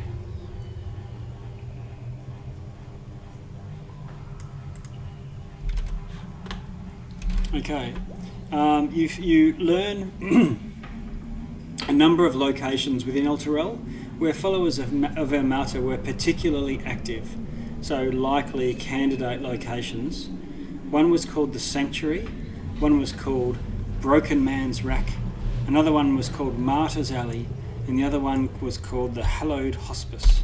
And I'll paste those into the chat for you. Roll to it. I'm writing notes like old school on a piece of paper. Go. Ah, yes. So there you go, I've just cut and pasted them for you. Where are the 2 stealth checks? So we've got a 27 and a 27. Cool. Okay. Alright, so Grumble and Adlar, you sort of sneak around following this where you think the sound of these footfalls are, and you definitely you come across these chains dragging along the ground. They are bloody and spiked, and they are being led around the corner of some shelves. You follow along trying to lay your eyes on whatever is at the end of these chains, and finally you do find you peek around the corner and see the rear of a humanoid-sized biped, so 2 arms, 2 legs and a head, pretty much human-shaped but quite muscular, so it's a bit more like Bane, still human-sized, and has chains wrapped around his neck, wrapped around his arms, 1 chain from each fist being dragged along the ground, and it seems to be not aimlessly wandering, but just wandering around the library. Every now and then it pauses and looks one way, looks left, looks right, and seems to just pick a direction and then lead off that way. You reckon there's more than one because as you hear the sounds, you hear similar sounds that you're looking at, but from somewhere off in the distance. Huh. Hey Adler, do you think we should gather the group and put it out of its misery, or do you think we should just let it keep roaming? I think we should at least tell the group what's in this library, because we're not alone here, as for certain. Okay.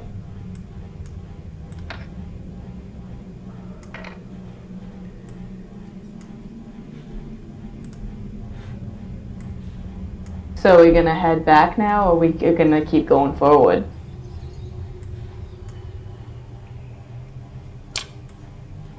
I mean, I could quickly run back and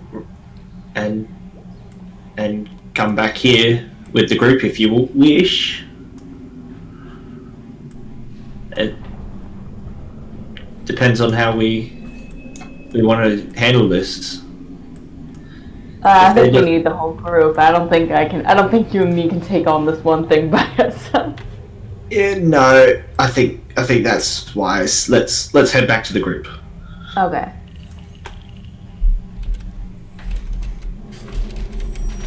Okay. We scoot back to the group. Yep. You sort of scooch back to the group, go a couple of rooms back. I'm just simulating that on the board that we're looking at right now. And you meet up with the group and share that you saw some sort of, creature wrapped in chains dragging them along, stalking its way around the library. Question. Did it sort of look like the creature we faced down on the street? Nothing like it. Bigger? Oh. No.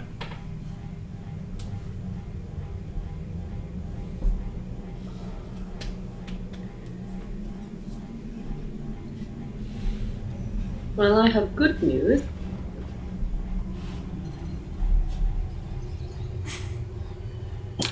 Nobody wants to hear it. Yeah, Are you looking at Sorry, books again? Good news. Sorry, I got lost in the spooky noises. What's the good news? Your well-read, learned friend, Fen, that's me, has found potential locations for the way down into the wonderful places beneath the city. That's great, Fen. No, you didn't have to flex on us without being the smartest one in the group, but okay. We also found something, me and Adler. We found a weird chained spiky creature. We thought maybe we should kill it before we head deeper. Sounds interesting. I think Fen did very well, and I'm very glad we got someone quite so clever and learned in the group. And as for you guys, you managed to sneak up on some creature and away again. That's pretty amazing. Well done. I just happened to look at my boots while you're saying that.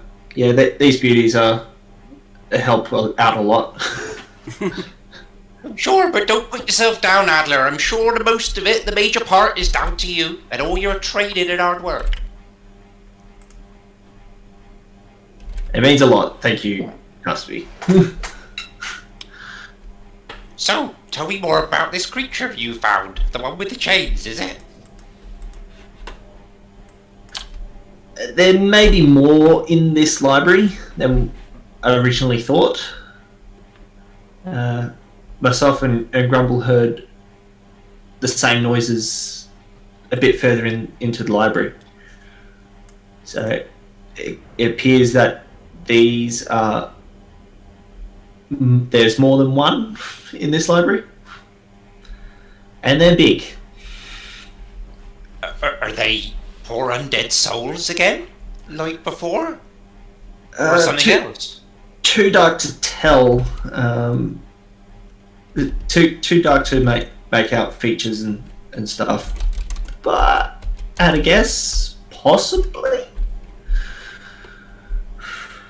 On a scale of 1 to 10, how frightened were you? Where 10 is you soiled your boots. About a 6. Oh, pretty frightening. Yeah, I'd go with a 5. I wasn't really that scared. I've seen scarier stuff in the bars.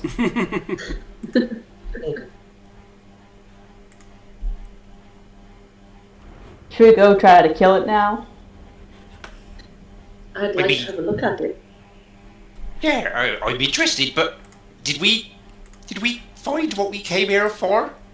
That information you've got, Fen. What is it? What did you find exactly?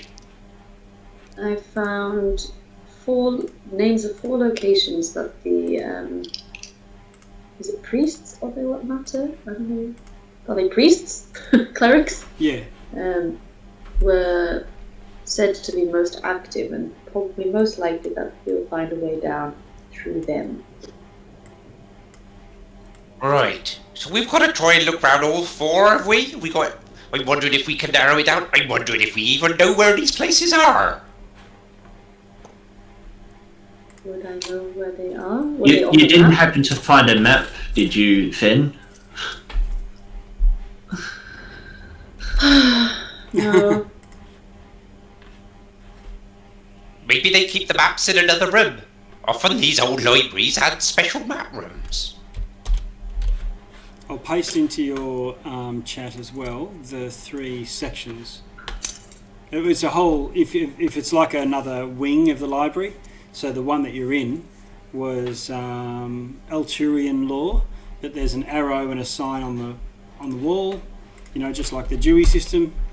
Elturian, Children's literature left. Yes, that's right. Yeah. Elturian and world history, which is where you are, but there's another area, religious law and arcane law, which is another. While we go to look at the creature, I guess we could also look at the other sections of the books or library. There might be some other information we can cross-reference with this list of 4 places that you've got that might help narrow it down. Even if we can't find a map. 2 birds, 1 stone.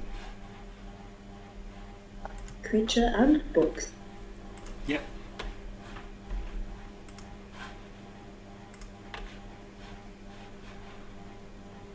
Oh, Shall we? where are we heading? So where to? Religious law next.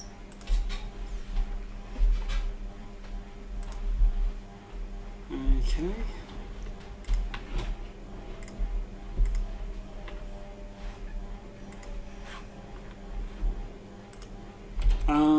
Can we do another party stealth check, just as you're moving as a group to the next wing?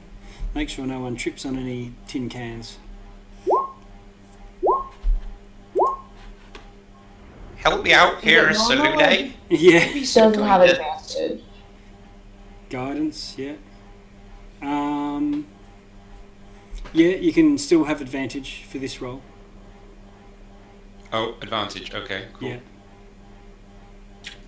I have advantage anyway because of the Damn, kind, mental. so Boots of Ovenkind, yep. yes. So you're finding that Adlar is just not making any sound as he walks. He's got these little felt slippers. And he goes up. Strangely, Norris Cusby. He's like following Adler and basically copying Adler. Oh, very good.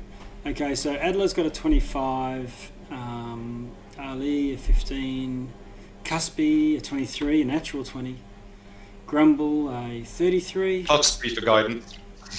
Yeah, and Fen, where are you? 16, yes? Okay. Alright, you make it to the next section of the next wing without alerting any wandering chain creatures. Sorry, I missed which section it was that you were going to. Religious law. Religious law, okay. So, who's the prime researcher here? It's going to be a intelligence religion check. That's me. Okay. Yeah, it's a 30. Okay.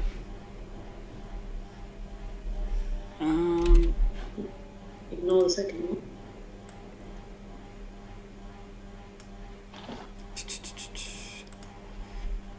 You learn, probably similar to what you already know, I guess, but you learn that the sect of monks were called the Ilmatari, and they deprive themselves of the world's comforts by cloistering themselves in subterranean adytums.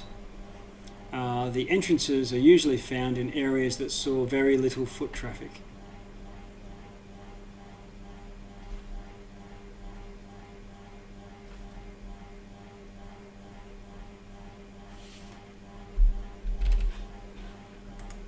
So, yeah, so a hint there of it being low usage area. Any mention of the 4 places that I found in the other book? No specific mention of those areas. Well, you said would she have shared this information with the rest of the group as soon as she learned it? Yeah, I told you guys. Well, if there's little to no foot traffic, maybe the alley that was mentioned might be a place, or the sanctuary. Or actually, no, people would come to a sanctuary. Maybe the alley, because maybe a lot of people don't go to the alley. What is the Broken Man's Rack? Is it a tell me, tavern? What is that? The Broken Man's Rack is a place of worship, like a cathedral.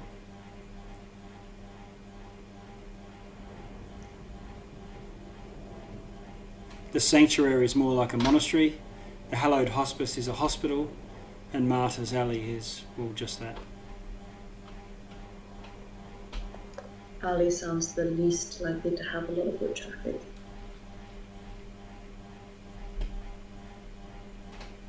Yeah, I'd agree.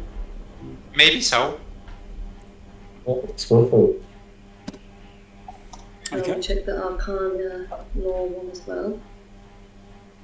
It's a good idea. Okay, so looking at you think that you have a fair idea of where this Martyr's Alley would be, but it would mean a bit of a street by street search in that area, because it's an alleyway is not something you get marked on a map.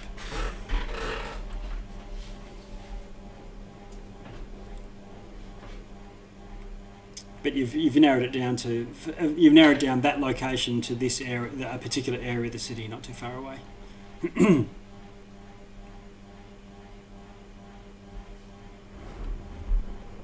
Great, we got something to aim for. We got something else we want to do in the library here. Are you still on the trail of these folks with the chains? Yeah. Well, we can't really. I don't. Would Grumble sense any of them nearby, or? No, you've managed to sort of avoid them for the time being as you snuck off and slunk into this section of the library. I think as long as we don't tip them off as we're exiting the library, I think we don't need to really mess with them unless we want to. They look a lot harder to hit than the ones we faced down on the street. Yeah, they're real bulky. I don't know if we should be running around smacking them for fun. No. All right. I say we try. I say we try and leave this library as quietly as possible. Okay. Right. I'm just scrolling to where you are. Okay, you make your way out of the library. Back out into the streets. And start making your way towards this area where this Martyr's Alley was rumoured or described in the first section of the library that you searched in. Let's see. Searching.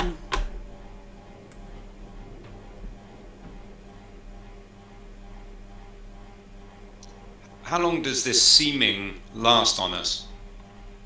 8 hours. Great.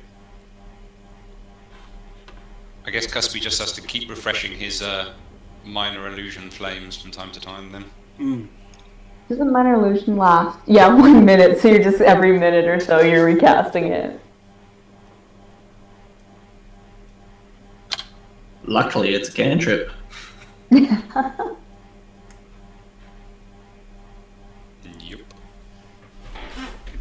Well, it's kind of like an innate forest gnome ability, right? I think he kind of, when a situation calls for it, it's just like moving his right arm to pick up a cup. He would do something. Okay. You start sort of combing the streets, looking for an area that looks like this, like what you're looking for. It's not that jumps out at you as being Marta's alley. And you go searching the streets for an hour, and at that point you can roll a check to see whether you can locate it. Yeah, while they're going about, DM, Yep. again, what Cuspy's really interested in, he's looking for any signs of life, real life, any like a little candle in an upstairs window, any little signs of tracks or any life, any lost citizens. Yeah. Okay. All right.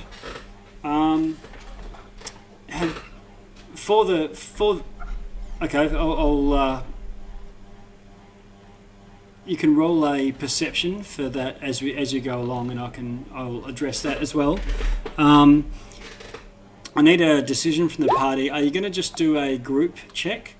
What it would be is intelligence based, and you can roll either investigation or history if you've got proficiency in either of those two. Or are you going to appoint a head searcher and just have them roll with advantage because the party are sort of egging them on, helping them out as best they can. You can do it either way. You can either have a single person do it with a bit of assistance from the party, or everyone try and do it and at least half of you pass. Do you have any Sherlock Holmeses with you? Investigation or history? I think we should do it. both. Yeah, I think we should do a non-group check and put an advantage towards one person because I'm not good at either. Neither am I. Okay. We'd trust Fen anywhere for this kind of thing. Yes, I'd hope so. Okay. So, anyone with intelligence in the party, say aye and roll in advance. Yeah. And roll your with advantage, either history or investigation.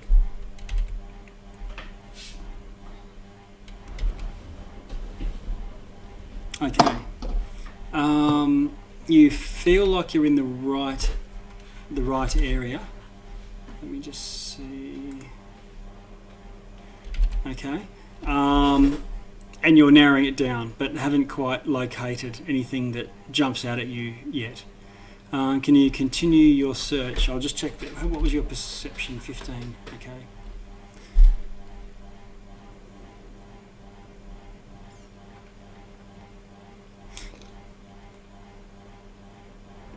Can you do another one for us, Fen? With advantage. Yep.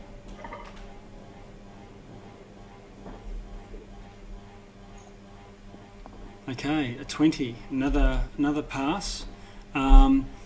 You're pretty sure from the description of this region of the city that you're within the same block of where it's supposed to be.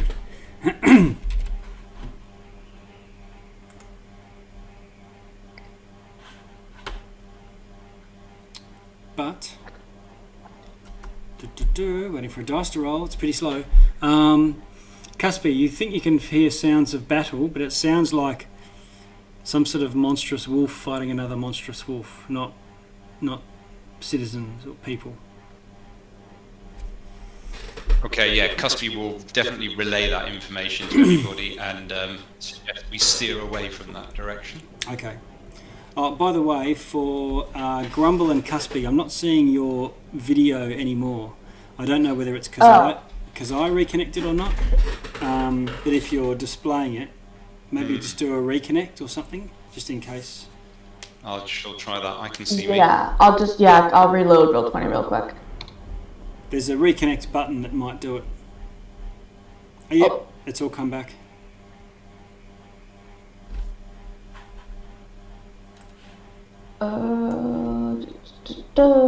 It's reloading. Yeah, that's fine. Okay, cool, because that's working. That's what it was, definitely. All right. You don't encounter any wandering monsters, though. You know they are about. You hear groups of 4 or 5 of those ghoulish type creatures stalking around the place, and you manage to keep away from them. Fen, can you roll a third check?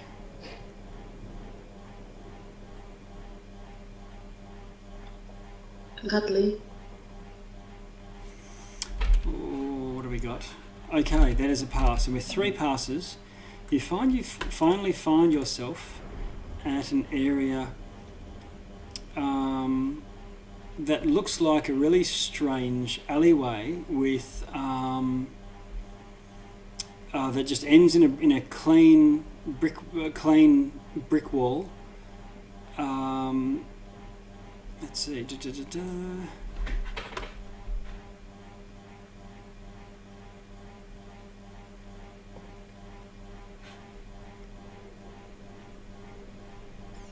That looks like it's got writing or inscriptions on each of the bricks towards the end of the wall. I'll just move you to that area. Yeah, I'm lost from the map there. I was trying to update my token. Oh, Yeah, okay. It was about me putting the one with the passive perception on it back on the screen. Yeah, okay.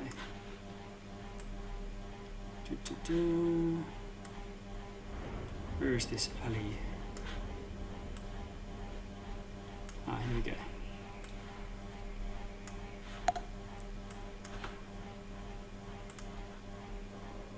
So I'll still adjust your marching order with alley up the back. So this sort of area, and you're walking down in this direction here. Have you put custody back on? Because I can't see anything. It's just all black. Oh, really? Yeah. Oh, you're there. I'm just checking. Oh, jeez. Everything just rotated for me. Oh, hang on a sec. So, That's me. There we go. Back. Except for... Oh, God. Fen, there you go. Everyone's back in the right plane. So Cuspy, I don't know why. Shall I reconnect? No, that's fine. I'm just going to jump back to the lounge lizards. Grab your token and repaste it for you. I didn't want to accidentally drop him somewhere he didn't want to be. That's all. Great. Are you back in business? Thank you. Okay. Yep, back in business. Thank you. Alright. Okay, so down this alley here, down to the west. It's 10, 20, 25 feet long. And there's a 10-foot wide wall at the end of it. No one's entered it at this stage. So 10-foot high wall at the end, cutting off the end. Yes. Okay. Dead end alley. You said that there was symbols on the wall? Yeah, it looks like there's some writing of some sort. Bit hard to see from where you are, though. Can I get a bit closer? Because I'm so curious about these. Yeah, sure. Move yourself up to.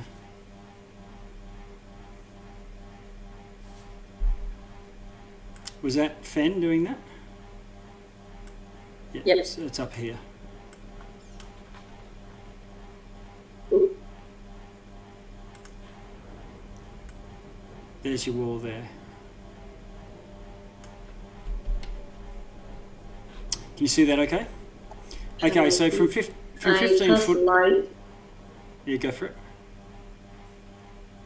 Should I cast light on my the hilt of my rapier so I can hopefully see a bit better. Okay.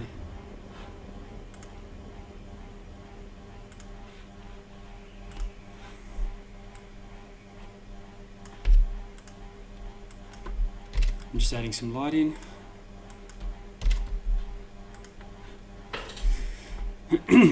That should light things up a bit. Okay, you can see that the wall has a coin sort of seemed to be nailed to it. It's big, it's about 6 inches across, a large metal disc. And you can also see that there's a series of bricks in the wall that each have a different word inscribed in them. Can I read what it says? Yes. Okay, I'll give you a... Oops. Oh. Hang on.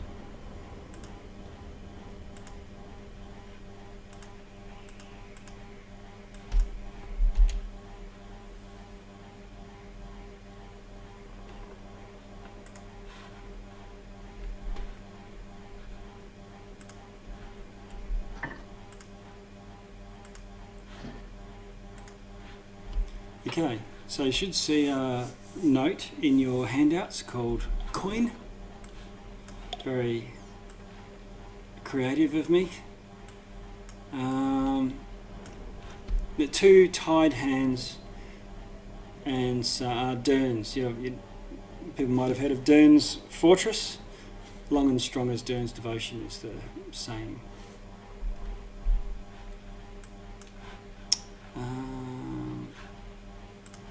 The wall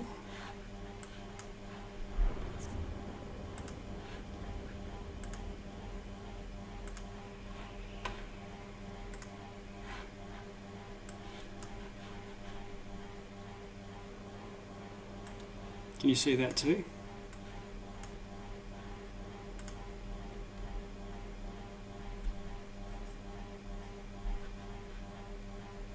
Just reading the top row, failure, brother, strong, flayed, second row, twice, grace, and so on. There's a few tokens and icons and things as well.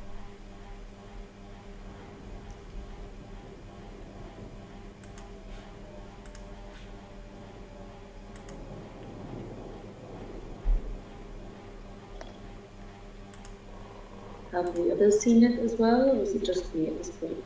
Well, the others can see it, but they're just a bit far away to read them.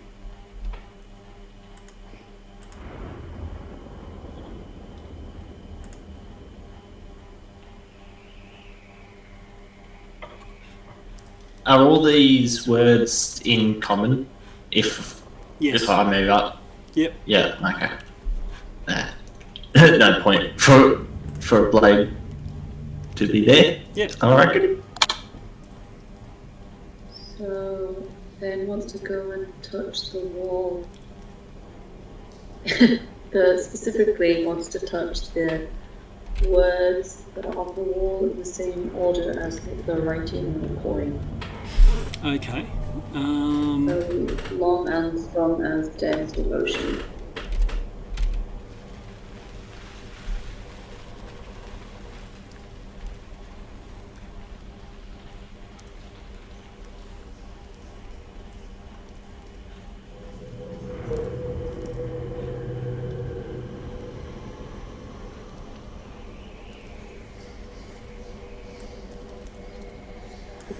Okay, you find, what was it, long?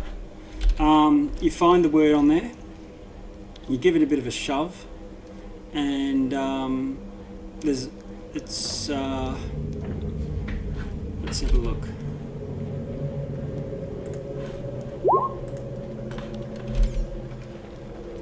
Okay, and you successfully depress it, and it pushes in. As it pushes in, you hear this hissing above you, and some of you can see on the rooftops above some creatures peering down at you, hissing in alarm. What do these creatures look like? a little bit like the first one you saw, but they're moving differently.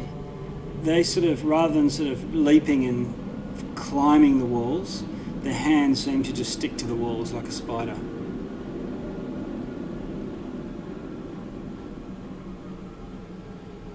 Are they speaking any language? I'll just put one on the screen for you.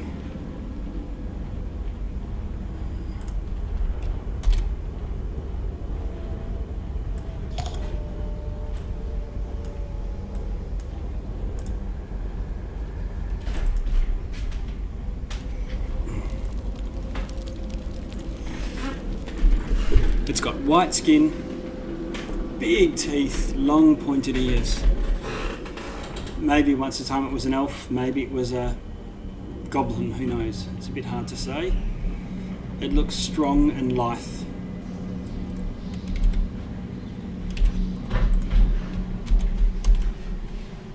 And they see us. We can see them.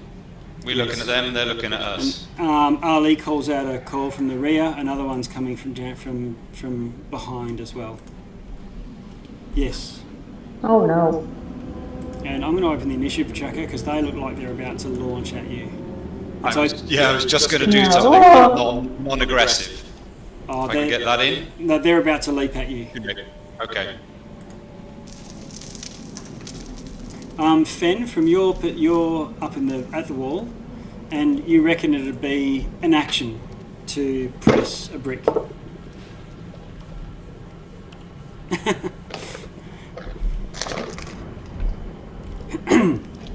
Great, Cuspy.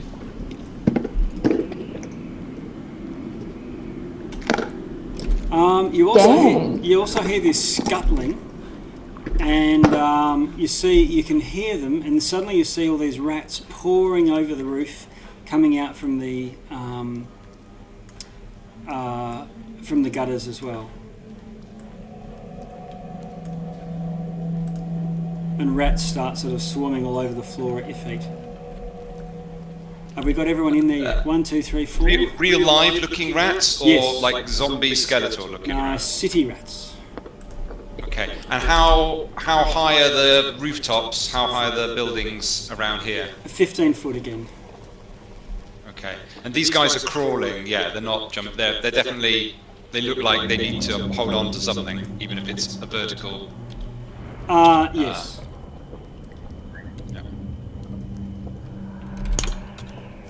You didn't select your token, did you, Cuspy? I'm missing some. To get- yeah. Pick on, to get pick your on something. initiative. Try that again.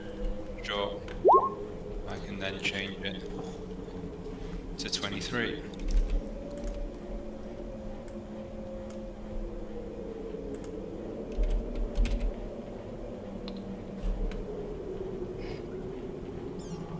Oh, but these other things, not the rats, these other things, they look undead, do they?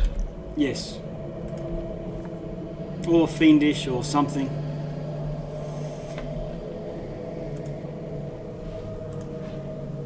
Okay, I'm going to do their initiative now. What do we get? 16.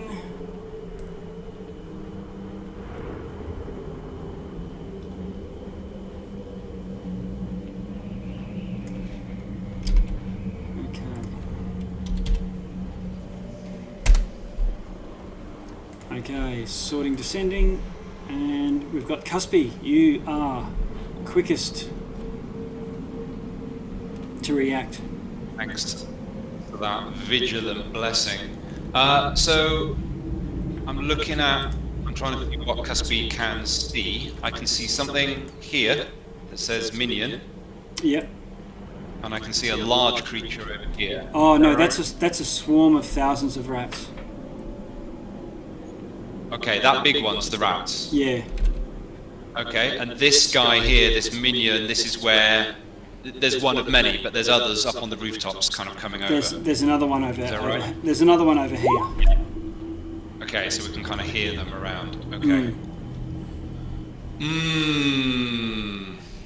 6 seconds. Okay, Cuppy is going to move back here. He is going to cast Aura of Life. Okay. Do you want me to post that in there? Yeah, post it in there.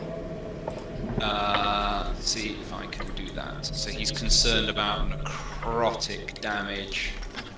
He's going to try and take care of this party with this.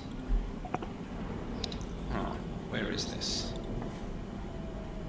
Why can I not see this spell?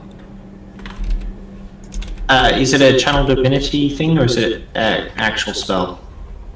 No, it's an actual spell. So if it's in your spells, there would be, you select the spell you want and then it will say display in VTT. Yeah.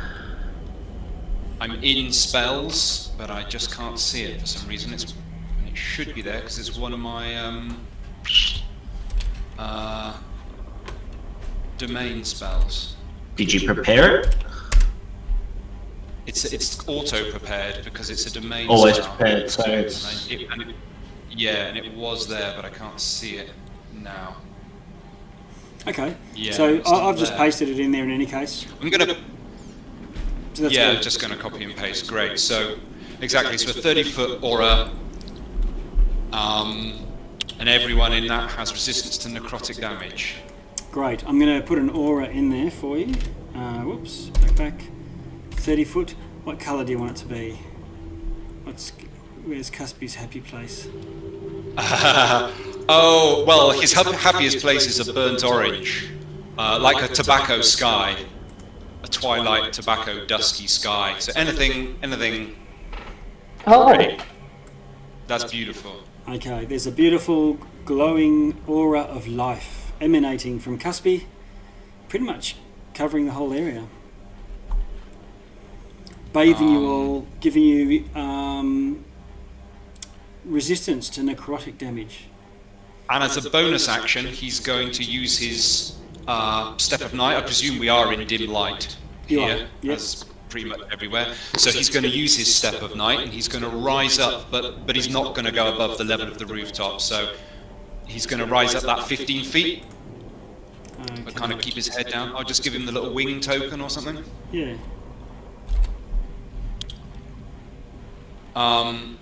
And yeah, so he's just going to kind of rise up, presuming that there's nobody like right behind. There's not one of them right behind him on this building. That as he rises up, As you rise you up, can see. your eyes peek over the top, and there's nothing there. Okay, in which case he will stay right there where he is. Actually, no, he will move away. He'll move out here. Okay. Yeah, stop there. And turn there. Okay. Right. This creature. Let's see. This creature launches itself at Grumble, at the Tabaxi. Yeah. It is a little bit harsh. Crawls on the ground towards you on all fours, and the last few steps, let its hands leave the ground, and it launches at you. It slashes at you with claws.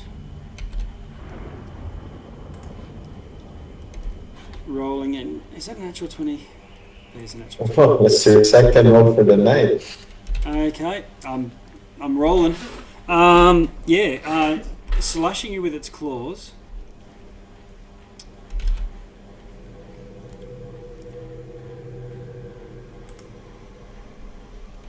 Doing 24 damage. wow. Is that even with the necrotic damage resistance? It's still 24. That's just slashing, and it hasn't done any. Oh, And it hasn't done jeez, any. that's such. Oh wow. Okay. Yeah. It tries again.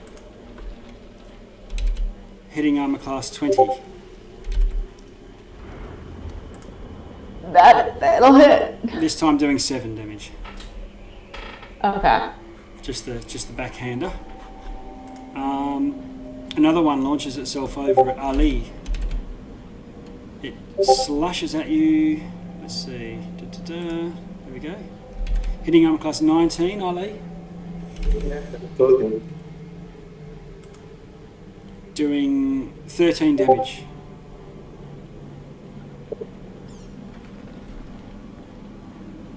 It tries again. Oh.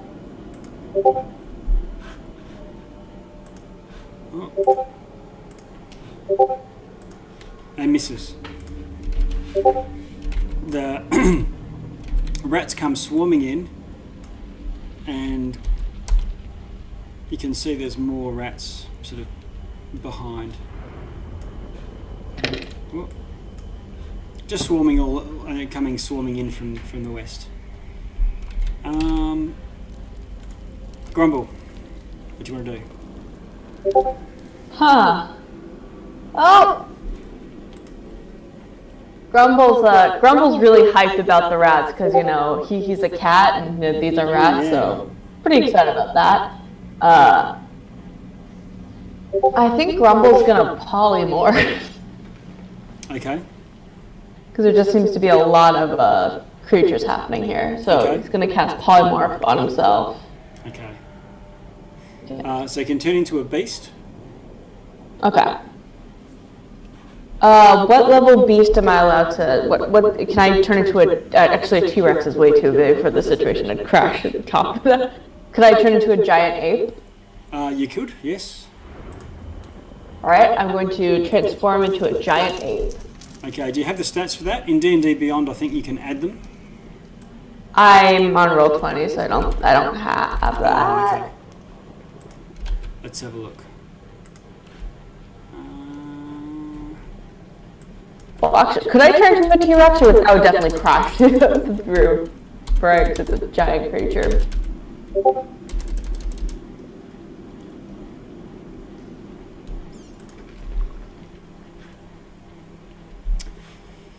T-Rex.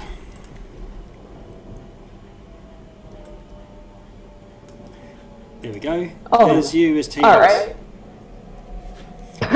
As you grow, part of the building collapses. Oh no. Okay.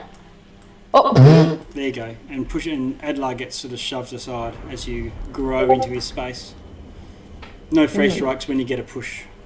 Adlar, I assume you're allowing yourself to be pushed, otherwise you wouldn't be able to fight in that square as the same space as a T-Rex. Yes, I'm allowing that to happen. Okay. Plus, next turn, I'm sprinting straight through. Okay. So it's fine. Okay, I will allow it. Okay, cool. You are now a T-Rex. Do you mind sharing with me the stats for a T-Rex? Because I don't have them up. Thank you. Let's see. I'm going to paste it just as a picture in the chat. And you can you'll see.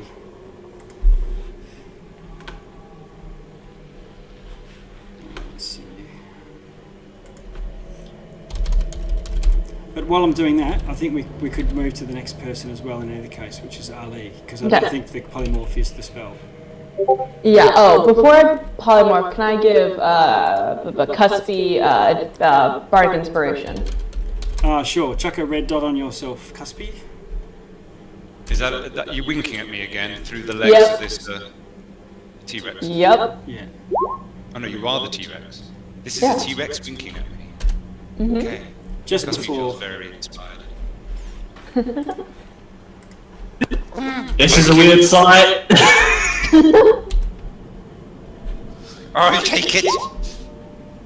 Actually, I am 15 feet up in the air, so maybe that was eye to eye.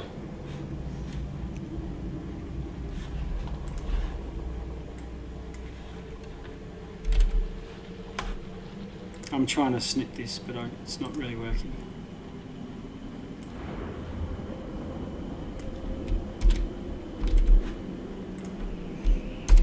So, Ali, you were up next.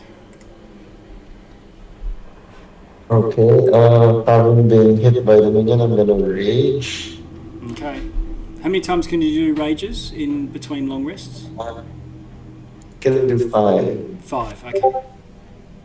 Okay, So bonus this action. is my second one. Okay, bonus action. And then, yeah, I'm gonna swing at the minion in front of me with my great sword. Okay, roll to hit. Oh, Ooh, natural 20. good. Question about because I have the brutal critical. Right.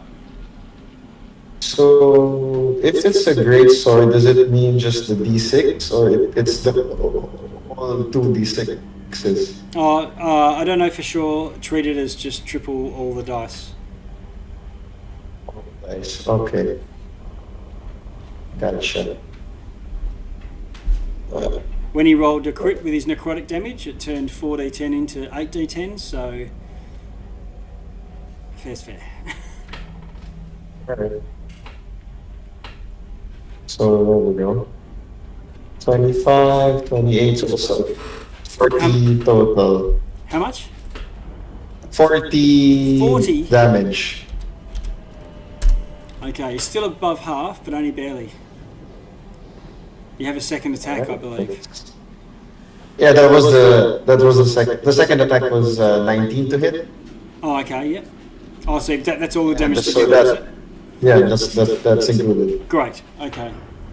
Alright, in that case, Fen.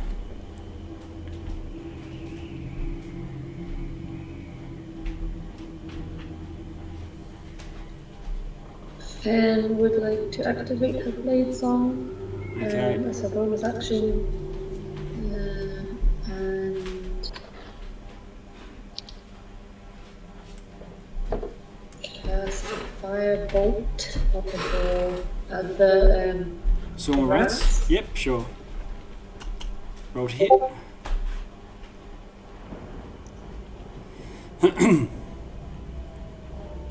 Okay, you hit. How much 19 damage? to hit. Yeah. 16 fire damage. And I would like to second attack with my rapier. Okay. There's only a couple of rats left after your firebolt. It seemed to set some sort of oil on the ground off. Your rapier goes off and does how much damage?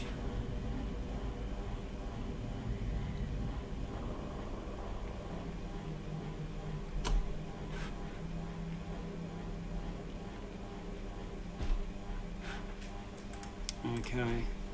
You've got a little shish kebab of rats on your rapier, about 10 of them. Sling them off to the side, and there's only a couple left. I'm going to reduce the size of this swarm. That's my... Oh, nice. As my free action, I'd like to call out to the group. Do I keep pressing the brakes? What do I do? That's my turn. I don't know, I think we got it here, just as T-Rex. No, you can't understand as a T-Rex, you just hear a bunch of wow yes. in response. Okay. And while you are a T-Rex, Okay. you take on all of the attributes. So you are intelligence 2 currently. So probably don't understand language anymore, although you still have the same alignment generally. So you know that these are part of your hunting group. Mm-hmm. Clever girl, yeah, like in Jurassic Park.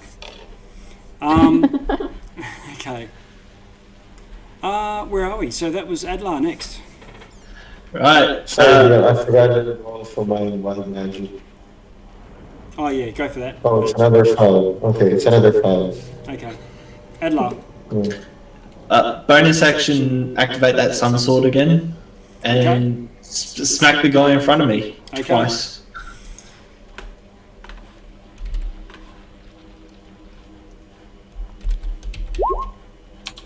A 23 to hit. 23 hits.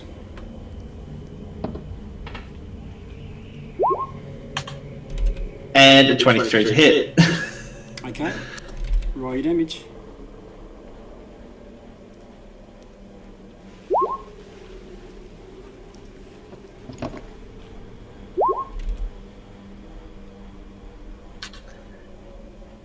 Question. Yes. It is definitely undead, isn't it? You believe it's undead. In terms of, does it do extra damage against undead? Yes, it does an extra D8 of damage. Okay. So you're finding it's doing it as a D8. Yeah.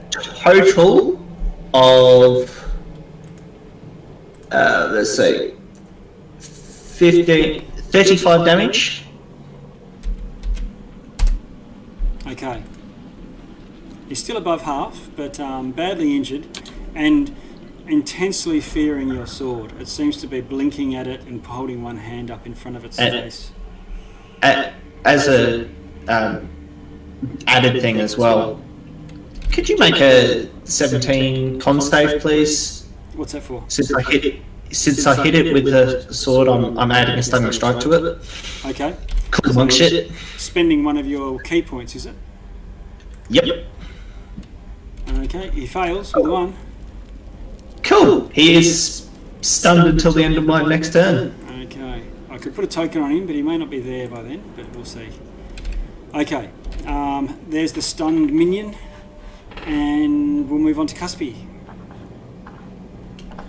Great. So now I've my spells and some of these things disappeared. They've come back again. So I'm just going to kind of cast what I cast before, so that it's, takes the slot off and all that. Right. So we did a bit of that, and also just to make sure I'm doing this all right. He did a bit of that previously. Okay, that's just managing the character sheet. So Cuspy, feeling nice and inspired and safe up here, is going to fly over, kind of above this one here, and shoot his thorn whip down on this one. Right, yep, the one that's over near Ali, yep.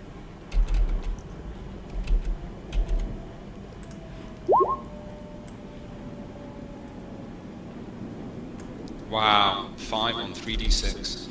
And a little bit... I assume the 26 hits. 26 hits, yeah. And we get a blessed strike, extra bit of damage on that as well.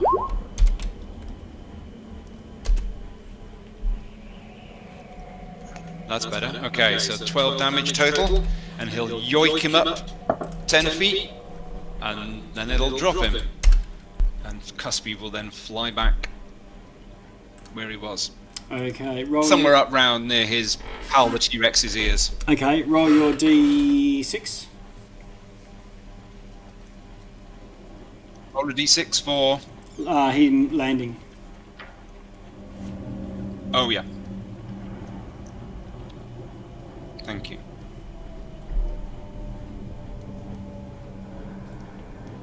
Oh, it says rolling the dice. Am I disconnected? You find that his palm is burning as he holds it out to try and shield his face from the sunlight emanating from the blade. Blisters. Can you hear me, or am I coming through? Yeah, all right? yeah, I can hear you. Yep. Yeah, just roll 20 just says rolling the dice. Oh, like yeah. I've disconnected or something, but I've rolled a d6 and Okay. Dropped him back down again. There we go, it's come through now. Okay. So he lands prone. Yeah, and no bonus action. That's everyone's good, aren't they? Yeah, Okay. that's fine. So this guy here starts his turn in sunlight and starts to completely immolate. Takes 20 damage. It's a particular. You've stumbled on a particular vulnerability. Despite all that, he tries to attack you. Adler? No, he can't attack. He's stunned. Oh, he's stunned. He's a stunned one. Yeah, okay. So he just takes the damage. So I forget what stunned is. Stunned.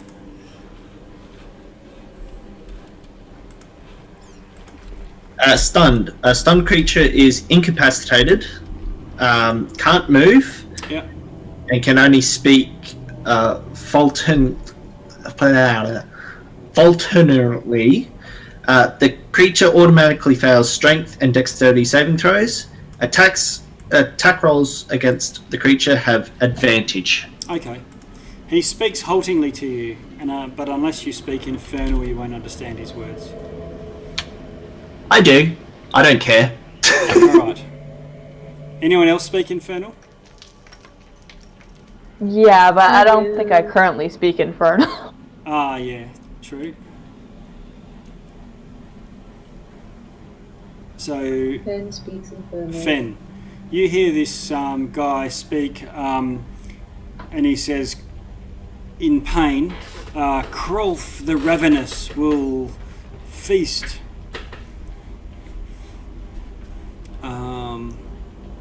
Krolf.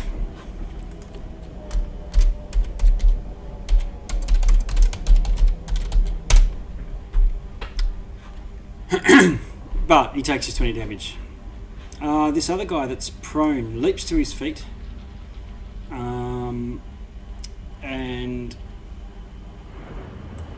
takes one step towards you. The Sunblade, how much light does it give? What radius?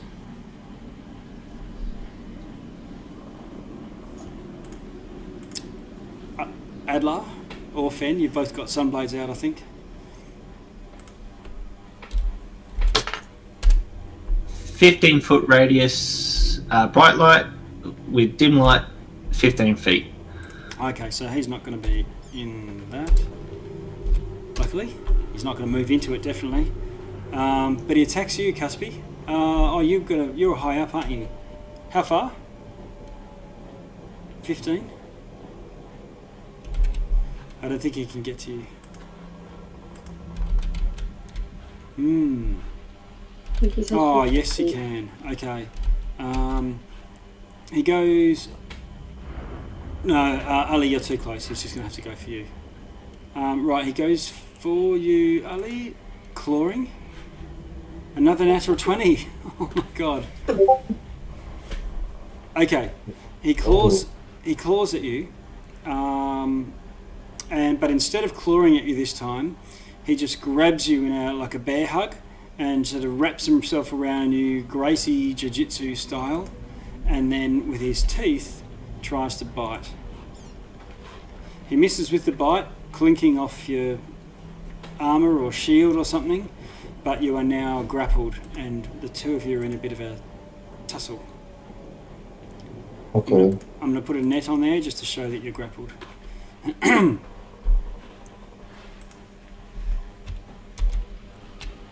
Okay.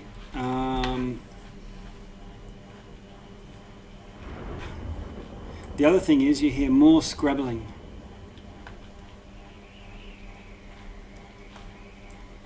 Across the rooftops. Oh.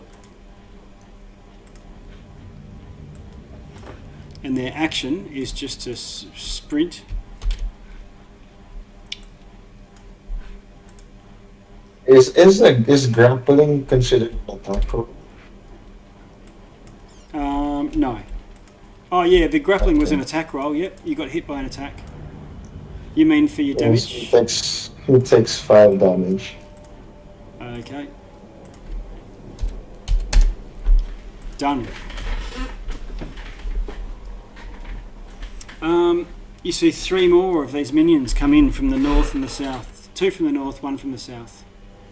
But they've sprinted to get to that position. Grumble. Alright, I'm just going to attack the guy right in front of me. Okay. I'm going to do my multi-attack, which is my bite and my tail. I'm going to use my bite first, and let's see.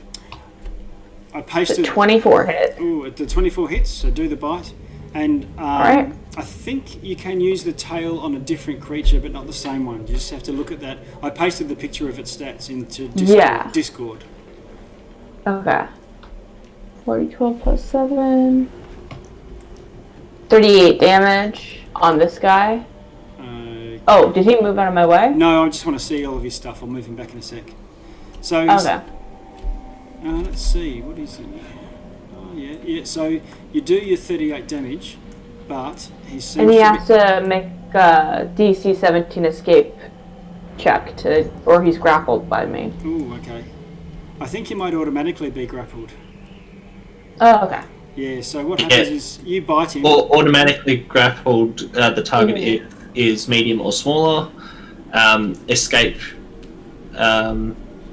is the DC. Yeah, you're good. The target is so what happens restrained. is you grab him in your mouth, do the 38 damage, Mm-hmm. which looks like he's doing half, so he's quite chewy. So he takes 15, takes 19. Okay. But you're still chomping down on him, and you've got him in your toothy maw. Now you can use your tail on this other guy if you want to. Yeah, I think I'm gonna smack this guy with my tail. Okay. So that's another shot. You got 10-foot reach. 20. Yeah. Cuspy, this huge tail, you go over the top of it, and it swooshes underneath Yeah. Does an 18 hit? It does. Okay. So that's just 3d8 though. Slash R, 3d8 plus 7. So that's 22 points of damage. Yeah, it takes 11, but that puts it below half, quite badly injured. And you managed to whack the minion without whacking Ali. This minion's trying to koala hug. And I think that's the end of your turn. Yeah, would I be able to see what, like you said that there's more crawling noises like on the roof? Because my head's kind of poking through, would I be able to hear it? Or? Your head's well above the houses, and you can see that there's two minions approaching, about 20 foot. Oh, no. 20 foot to the to the north, and there's Okay. another one down here to the south. Okay. I don't think I can communicate that to my companions though, so I'll just remember that. No. Ali, you're grappled. Does that give me any disadvantages on attacks? Oh, right. No, I don't think so. It's just okay. All right, so I'm just I'm not checking. gonna care much that I'm grappled since I'm raging. So I'm just gonna try to hit him with my sword again. I'm just checking because I think it was. Your speed is reduced to 0. The condition ends That's if it, the grappler is Yeah. incapacitated. The condition also ends if the effect Yeah, okay, removes so grapple. nothing about Yeah, but attacks. Okay, let's nothing go. about attacks. Okay, let's go. There's Alright, no negative. So great. There's a 16 hit. Oh, is the advantage because you're going reckless? Yeah, reckless. Yeah. Yeah. Okay. Yes, 16 hits, and it does full damage to this guy. So that's 58 total damage. What? 58. I have Great Weapon Master. I got the feat. Okay. You got to tell me when you're taking your -5, unless you can make it. Oh yeah, it's in the roll already. Oh, okay. All right. Oh, it's a different type of attack. You just decide to roll that one instead. Okay. So how much in total? 50. Oh yeah, 58. Right. Well, you cut him down, and he is dead as dreams. All right, and then I still have since I killed someone with Great Weapon Master, I have a bonus attack. Yes. Bonus. So I'm gonna rush over to this guy here and attack him. Okay. Roll to hit. Oh Oh, all right. Natural 20. wait, I did. I need to roll 4d6s. There we go. So that's 27 plus 9 is 36, 48. Another 48 damage. Okay. Huge hit. Doesn't kill him, but yeah, almost 2/3. Right. That's my turn.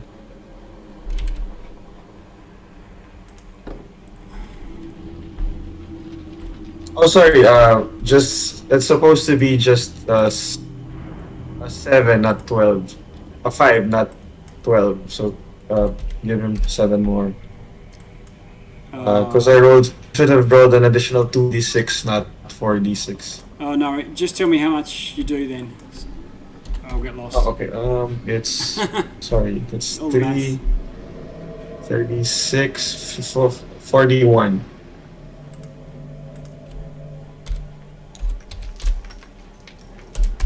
Okay. Still Yep. same effect. Knocks him down to about half. Yeah. Um, All right. Okay. Now they are supposed to go now. I'm just going to add them in. I think you killed the guy that the initiative was tied to. They go just after you, I think. No, they go after Cuspy. And they were at 19. Were we? Aren't you at 14?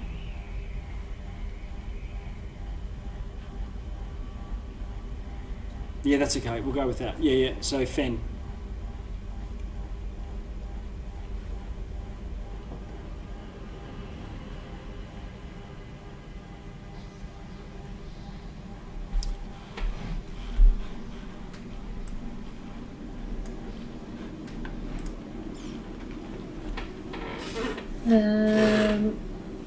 So I want to cast Chill maybe?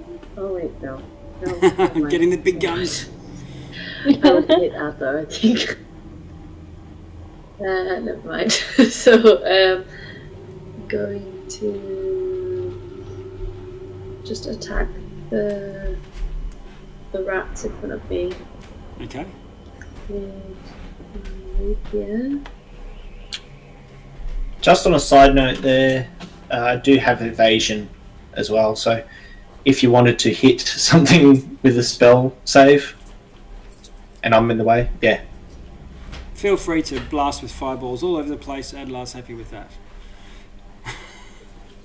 Excellent. Just blow us up. Yeah. So, rapier. So 6 damage to the rat. Alright, you finish the last few off. Cast them aside, skew it on your rapier. Rats begone. Firebolt on the minion. Okay. Now, has he Adlar, have you gone yet? No, you're next, so he's still stunned. So advantage. Yeah. Advantage to hit. Okay. Firebolt. So 24 to hit. Yeah, 24 to hit. Hits easily. Killing him. 13 fired. Drop him with a firebolt. Is that your turn, Fen? Done? No bonus action? Okay. Yes. In that That's my case, turn. Adlar.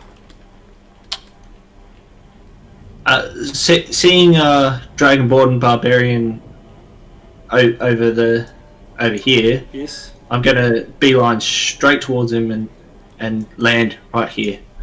Okay.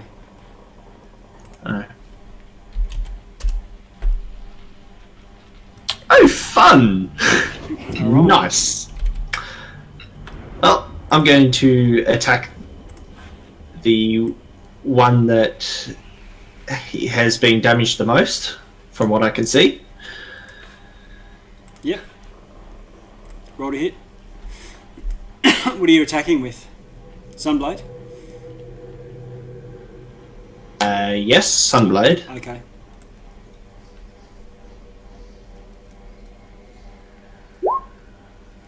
The 25 to hit. Okay, you got him.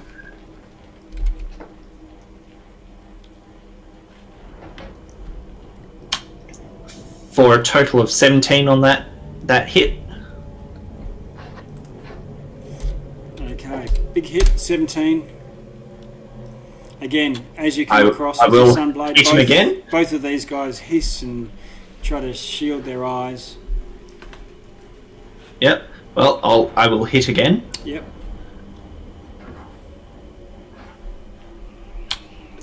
13 to hit. 13 to miss. Dodges out the way. Bonus action, flurry of blows. Okay.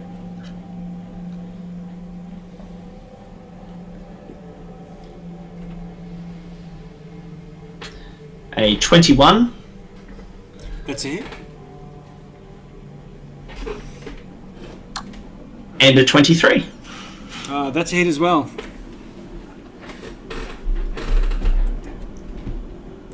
These magical? Yes, they are. For a total of 19. Alright. And I've still got movement, so I'm going to take a step backwards. And Okay. because of the mobile feat, Yep. I don't provoke opportunity attacks. From that guy. From that guy, Yeah.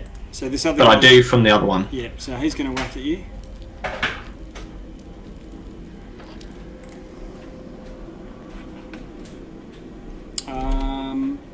What is your arm class?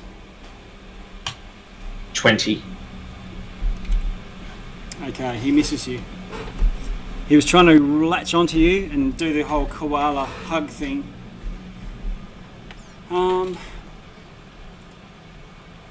Cuspy. Okay, seeing this this first one kind of on its last legs, as it were, Cuspy will float over here, the kind of dim light seemingly just kind of holding him, just drawing him over.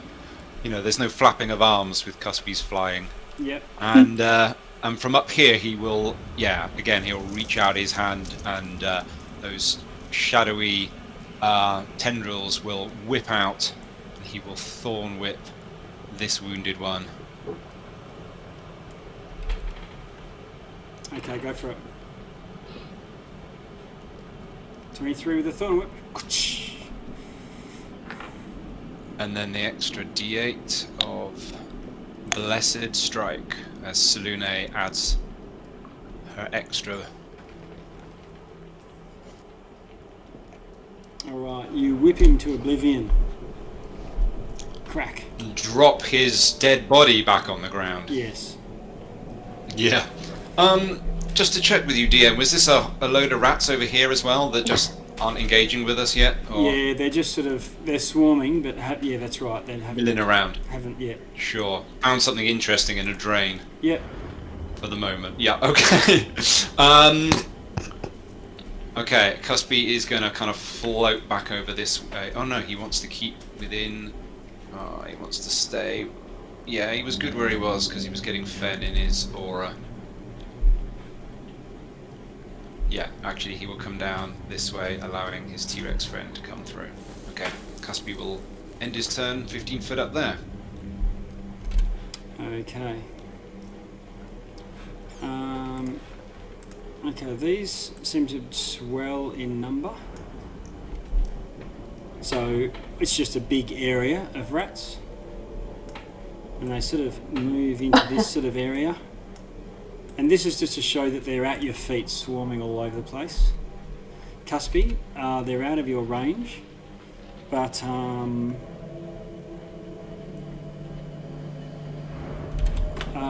the T-Rex gets nipped on the claws for 4 damage. Okay. And that is possibly going to disrupt your concentration. You need to do a concentration Oh check. no. Okay, so I'm just gonna roll that d20 plus 4.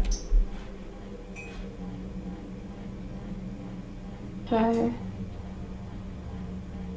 So 21. Okay, you're still a T-Rex.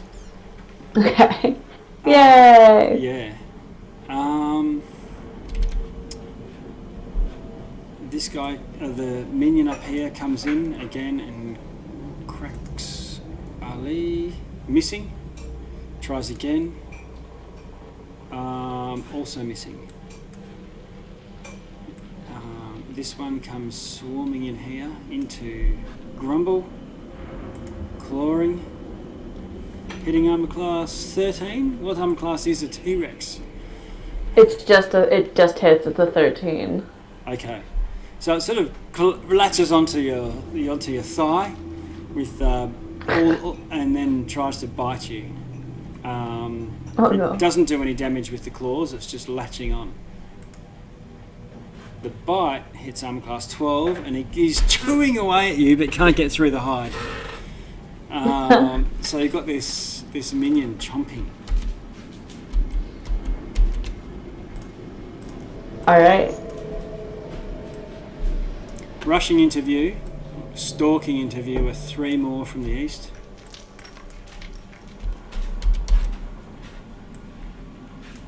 And another one from the south. Oh my god. Looks as if seems as if more and more are converging.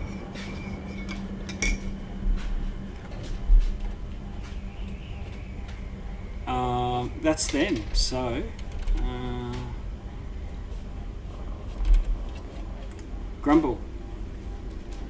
Alright, I'm gonna smack the rats in front of me. I mean, not smack, I'm gonna bite them. Okay. 'Cause I don't like this. All right. Are 20 plus 10. I'm gonna get some 19 hits. Okay. You hoover them all up into your maw. And Okay, and now I'm take a gonna chomp down. Yep. Oh, that did not recognize my command. 4d12 plus 7. Wow, I can't read today. 35 damage. Okay. You reduce it down from huge to large by chomping on them and swallowing them. Do you want to whack something with your tail? Yeah, I'm gonna whack the minion that's right next to me. To the south of you. Yeah, okay. Wait, roll to hit. 20 plus 10. It's waiting for it to roll. 15 hit? 15's a hit. Okay. Roll for damage. 3d8 plus 7. Sorry, it's taking a minute for my thing to roll for whatever reason. Yeah, sometimes it'll just say rolling for a bit. It seems.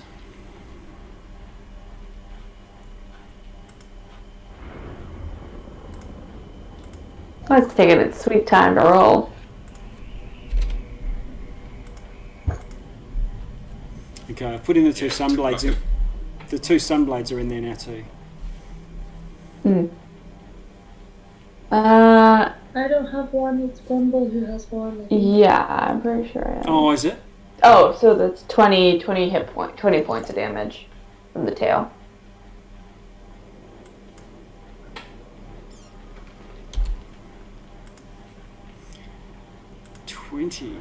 Okay. Done. Alright, takes a big thwack. Ali. Shouldn't the minions? Yep, go for it. I'm gonna hit this one. Okay. And the one in front of me.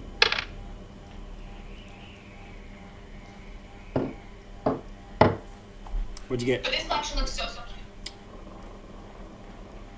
25 and 23 hits. Okay, yes.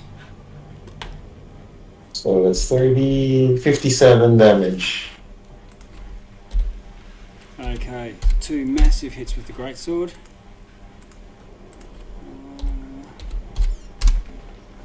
Okay, chopping 2/3 of his health off, and he's on his not quite last legs, but very badly injured. Over here, and that's filtering. Okay, Fen.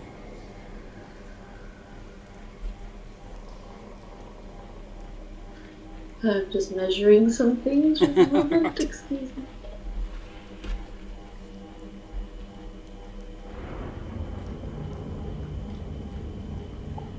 Okay, so I cast Erupting Earth.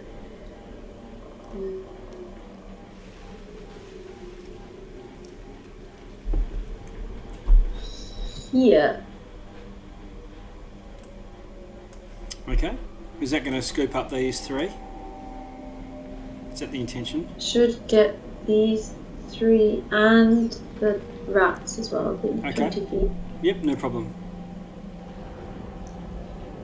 Cuspy's flying, so he's not going to get affected by erupting earth in any case, I expect. Zipping about. Oh, I didn't even see him under there. Wow. Sorry. He's probably nimble yes, too. they need to He's- make a dex save. Okay, he's probably got evasion too, surely. Okay, 1 saved and 2 didn't. What This happened? is 3, 12.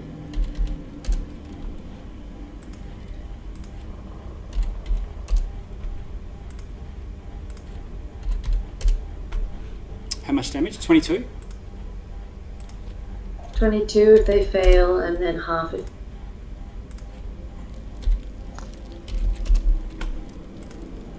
Alright. So you just did 44, 54, 55 damage with that spell. Spread amongst 3 guys. Okay, cool. That was the 1 spell. Any bonus action, or is that it for now? Nope, that's it. Okay. Adlar.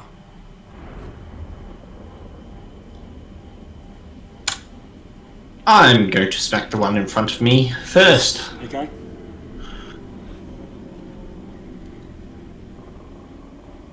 Roll to hit.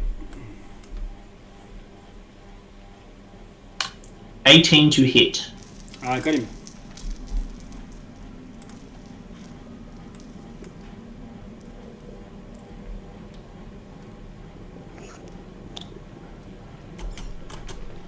Damage.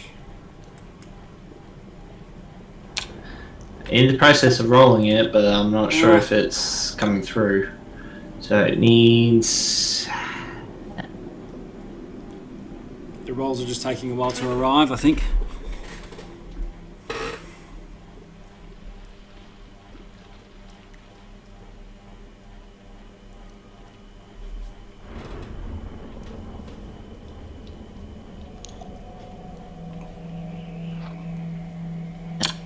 There we go. Total of 10 damage. Ah.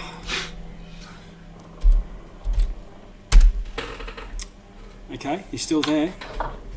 I'm going to use my second attack on him. Okay.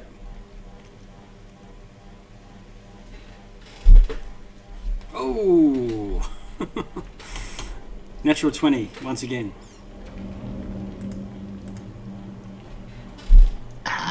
Give me a moment. Never mind, it rolled it. So, 14 damage, a critical with the undead. Hang on. It must be late at night. What? No one can. Why is it doing this? That's 10, 18, 28, 32 damage total, I think, if I'm correct. If it's not, then remove the 4 one and go for the 10 one-handed, because it seemed to roll the damage weirdly on that one. So you have a total one-handed damage is 9 plus 1, and then plus the 8 critical. plus the 8 critical. So 10. So total would be 28. It's all right. He's gone. You've kicked him over a limit. You've got a second attack, I believe, or is that both? That was the second attack that I killed him with. Yep. Okay. And I'm going to... Kick rats. I could do that. Fire blow, kick rats. Okay. All right. Rats go flying down the alley. At 15. Hits. 28 to hit as well. Okay, that hits as well.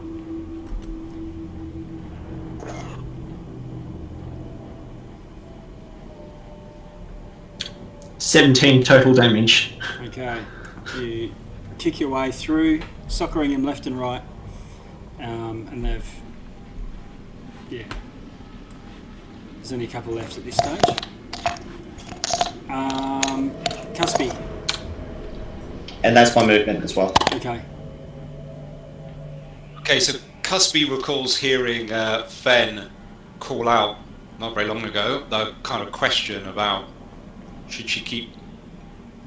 I forget exactly what you said, Fen, but I think you were basically asking should you keep trying to work on this door.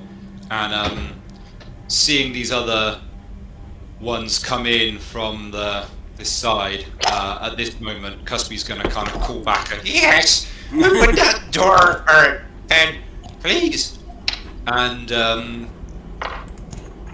yeah, and then what is he gonna do to help with that?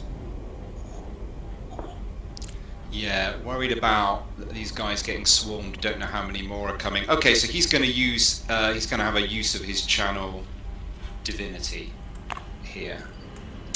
Let me bring that up.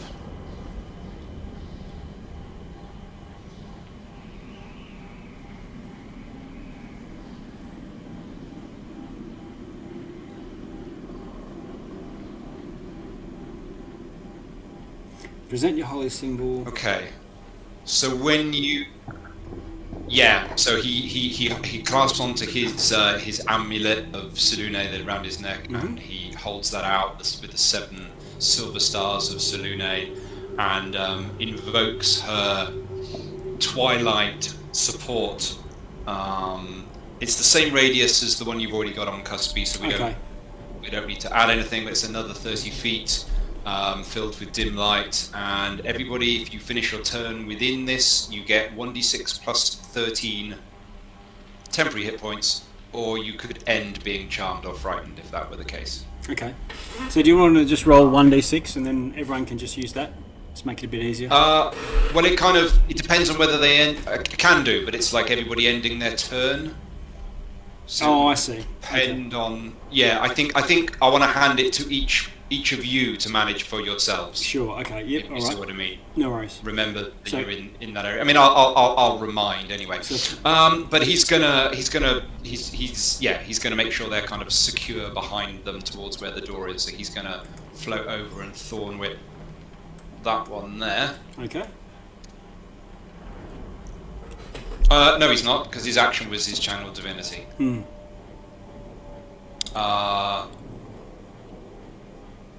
Yeah, he wants to get out of Dodge.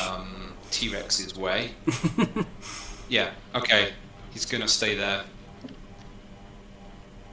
So action for channel divinity. That'll do. Okay, Grumble, you have a minion trying to bite you. It hits armor class 1723. Which is going to now get through the hide. It does... Now you're in the resist... Oh, so the resistance to necrotic is gone because you're now concentrating on something else? Or is Nope. that... It's channel divinity, it's not concentration. Okay, So they're both alright. up. So it does send necrotic energy into you from the bite, but I'm just going to halve that for the purposes of this because you're in the soft bathing glow of Cuspy. Boom. Oh my god. I should almost get my regular dice out and be rolling it next to me. You have every right to. Yeah, I know. But Fine by me. there we go. So it does 8 damage to you, Grumble, causing a concentration check. So 8 damage. Okay, and also concentration. Slash R D20. So that's halved, is it? You've already Yeah. halved that. 13. I've halved it. Okay, so you manage to stave off that, and then it lets go of one of its claws and just tries to slash at you. hitting armor class 16. 16? Okay, it does hit. It does hit, yeah.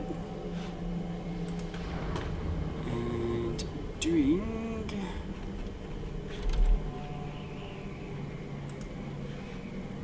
Oh, so much faster. 8 damage with a claw. Just slashing. Okay. These 3 come in. 1, 2. And go on to Alibur. One of them tries to slash at you, Alibur. Hitting and grappling. It then tries to bite you.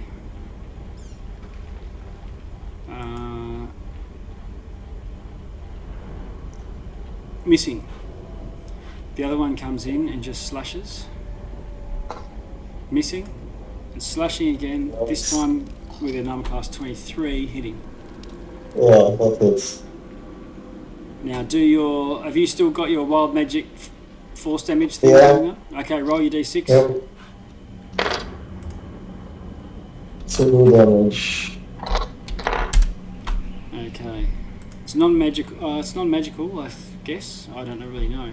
Is it? It's force damage, I think.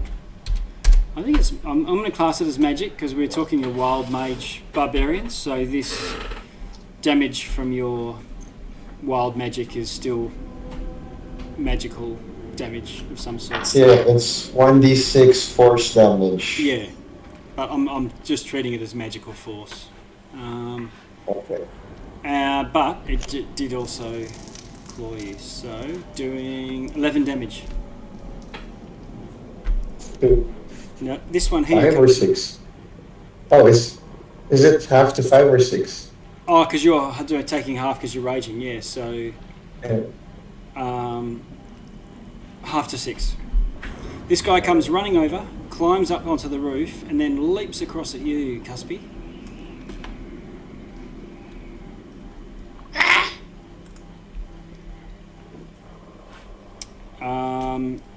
What's your arm class? 19. Okay, he hits you. He grabs onto you. He doesn't bite. He doesn't claw, but he's grabbed onto Cuspy's legs and is sort of swinging there, and then he sort of chomps down on your foot, hitting arm class 16. So you saying he's grappling? Yeah, he's grappled you. Or I'm just checking. 'Cause, yeah, he's got freedom of movement on him. So Yeah. no, it's okay. You can be grappled. You can be grappled, but just get out of it. you can slip out of it with 5-footer move. That's it. Yeah. Yep. Okay. And he tries to bite you, and he's trying to claw you and slipping down your leg, but he's still hanging on. Grumble, the T-Rex. Right, I'm going to chomp on this guy right down here. Okay. And that's a 20 plus 10. Oh, no, I'm gonna guess an 11 doesn't hit. 11's gonna miss. That's right. 11, nat 1. Oof. Alright, well, I can always try again. Instead, I'm gonna try to hit him with my tail. Okay. So, 20 plus 10. It's 27 this time. That's a hit. Okay. So, roll of damage, which is 3d8 plus 7. I keep hitting 4 instead of R. Jesus. R. So it's 19 points of damage. Okay.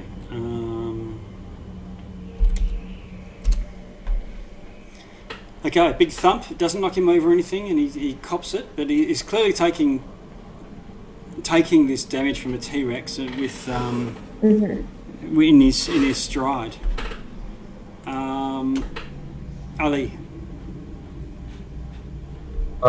Which minion got hit by my wild surge? This guy down here. This one? So I'm gonna take a swing at him twice.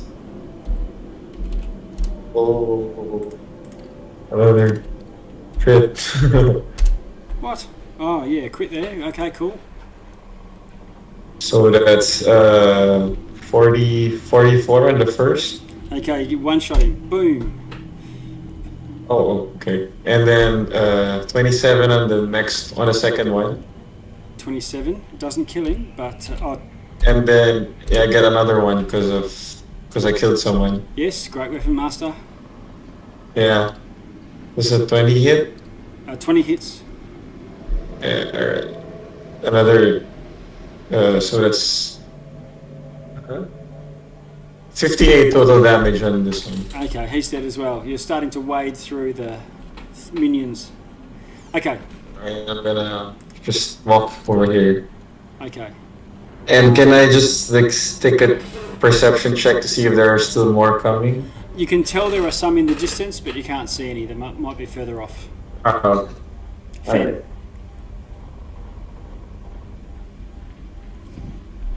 Alright. 1d6 for the... And I get 17 temp HP. Okay. Yes, for ending in the thing. Yeah, Fen. 1.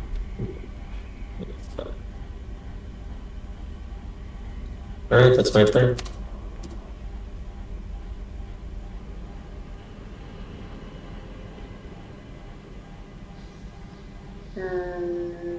Then after hearing Cusby call out to her to say, get a move on the door.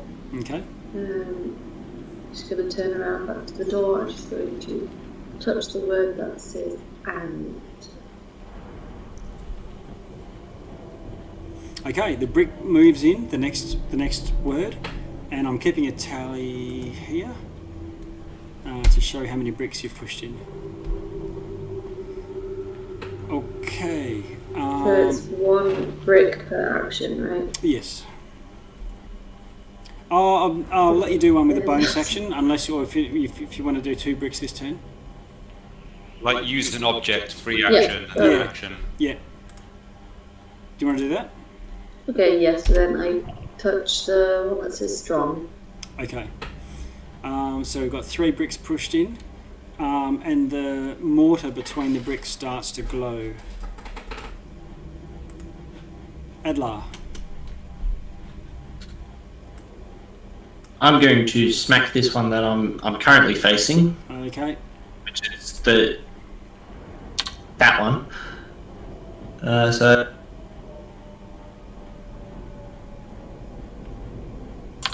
a 23 to hit. 23 hits.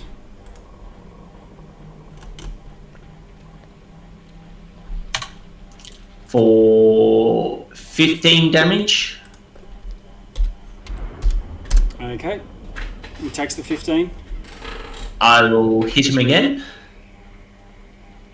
He's very badly injured now. 15 to hit. That hits.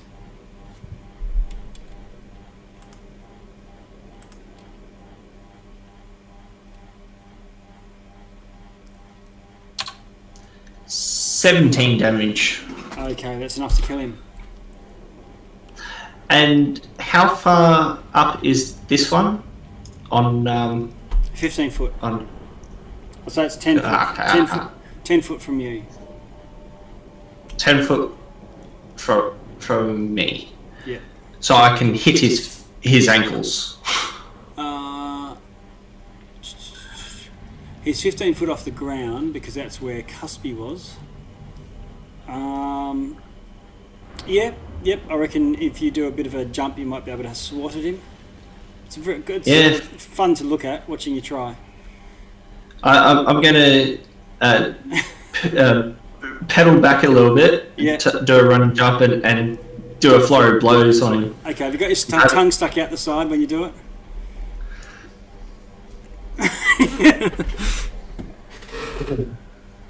And this thing hanging onto Cuspy's ankles is like twice the size of Cuspy, right? Yes. It's like he's got a balloon from the show and he's walking around with you. Flurry of blows. 15 and a 20. So both hit, I take it? Yep.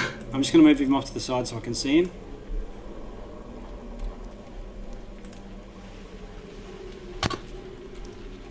Uh, 13 damage. And yes, it is magical to overcome resistances. So your hand weapons are magical. Okay, cool. Yeah. All right, so you whack him a couple of times. He takes the damage, but doesn't die from it. Cuspy. I think kind of Cuspy swoops around a little bit. The vibrations of that coming through to him. So this thing's holding onto Cuspy's legs. He's kind of dangling underneath Cuspy, right? He is, yeah. Okay, so Cuspy's got this freedom of movement from this oil of slipperiness, so 5 foot of movement can get out of it. I think what Cuspy's going to do is he's going to drop that 15 feet down to the ground rather quickly. Okay. He's basically going to shoot down and then fly back up again. Okay. So he's basically going to kind of power drive this guy into the ground and then fly back up again. Okay. So you sort of power drive him down and yo-yo yourself back up. Leaving him prone with 2d6 damage, which you can roll. Great, and then I'm going to thorn whip him. Okay. How many extra d6 falling damage can we get? So that's the pile drive. Okay, so we've got that. Now do the thorn whip. Yeah, so he flies back up. So I guess that's 10 feet down and 10 feet back up. Yeah. This is a melee attack. And he's prone, so that's advantage, right? It is, yeah.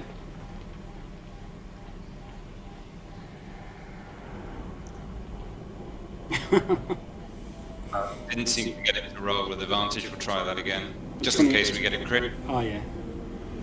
28's a hit anyway.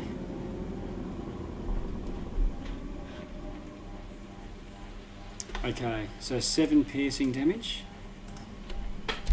And then we'll do the extra d8 for blessed. Oh, yeah. Strike.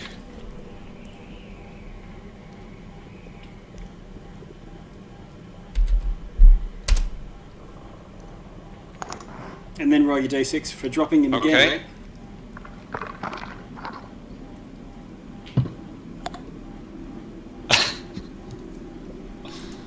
So that's kind of dumped him back on the floor, prone where Cuspy was, right? I think Cuspy's going to fly over this way. Okay. And dump him back underneath where he was.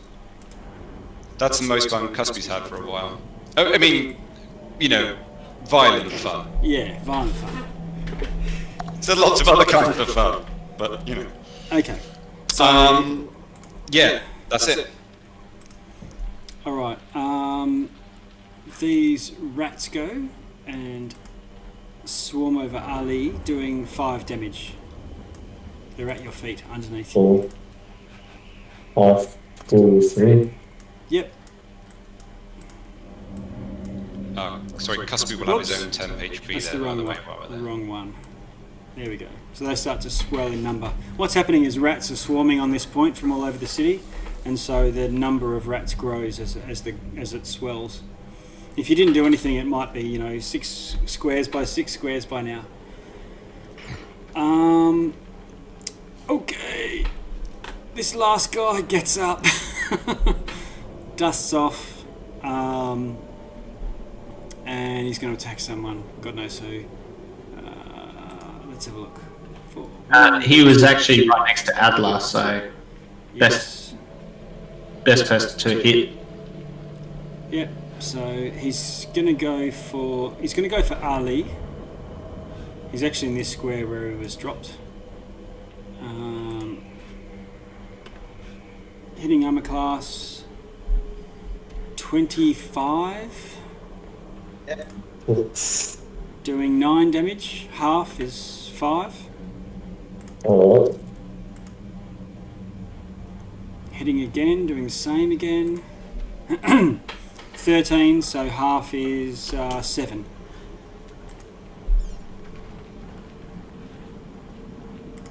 Grumble. Yep, I'm just gonna do what I do. I'm gonna Okay. chomp on the. Oh wait, no, that's another. It's my companion right there. I don't want to chomp on him. Don't eat Cuspy. I'm gonna bite the rats right here Okay. with my teeth. So All right. that's our. I don't think there's much good eating from Cuspy. No. It's pretty stringy. Yeah. 19 hits, I believe. It does, yes. Okay. Plus 7. So that's 37 damage on the rats. Okay, you scoop up enough that the remaining few scarper off, maybe to rejoin somewhere else as more come in, but there's effectively none around you. Maybe one here and there, but they're all... It's completely ineffective now.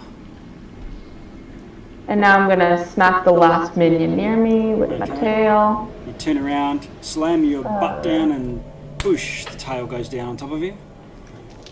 18. Hits. That's a 3. 8 plus 7. 15. Okay. Minus 7. Okay. Smashing. The turn for Grumble, I believe. Ali? Mm-hmm. So I'm gonna take a swing at the minion below me. Going reckless or not? Yeah, reckless. That one misses. 23 hits. It does.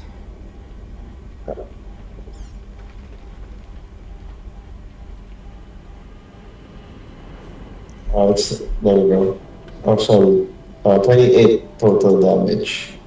Alright, he's still there. He survives a 28 hits greatsword. Ooh. Alright, that's my turn. Okay, Fen. Go completely ignoring actually what's going on with me. Going to touch the two bricks you said I could do. Touch the brick that says as. Okay. And what says does. 2 more bricks sink in. The light glows more from... let's have a look.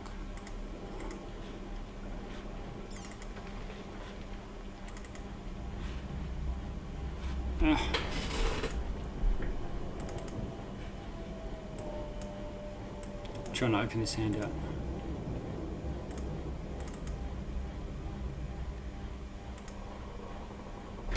How many words have you got left to go? According to your coin? Devotion. Just the word devotion. Just the one. Okay. All right. The symbol of the hand. Okay. You can feel a grind. You can hear a grinding sound and feel something, but the door hasn't opened yet. Adler.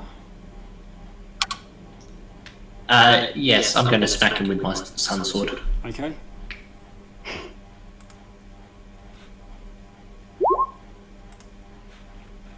$16 hits. Yeah, 15 damage on that. Okay, that's enough to kill him.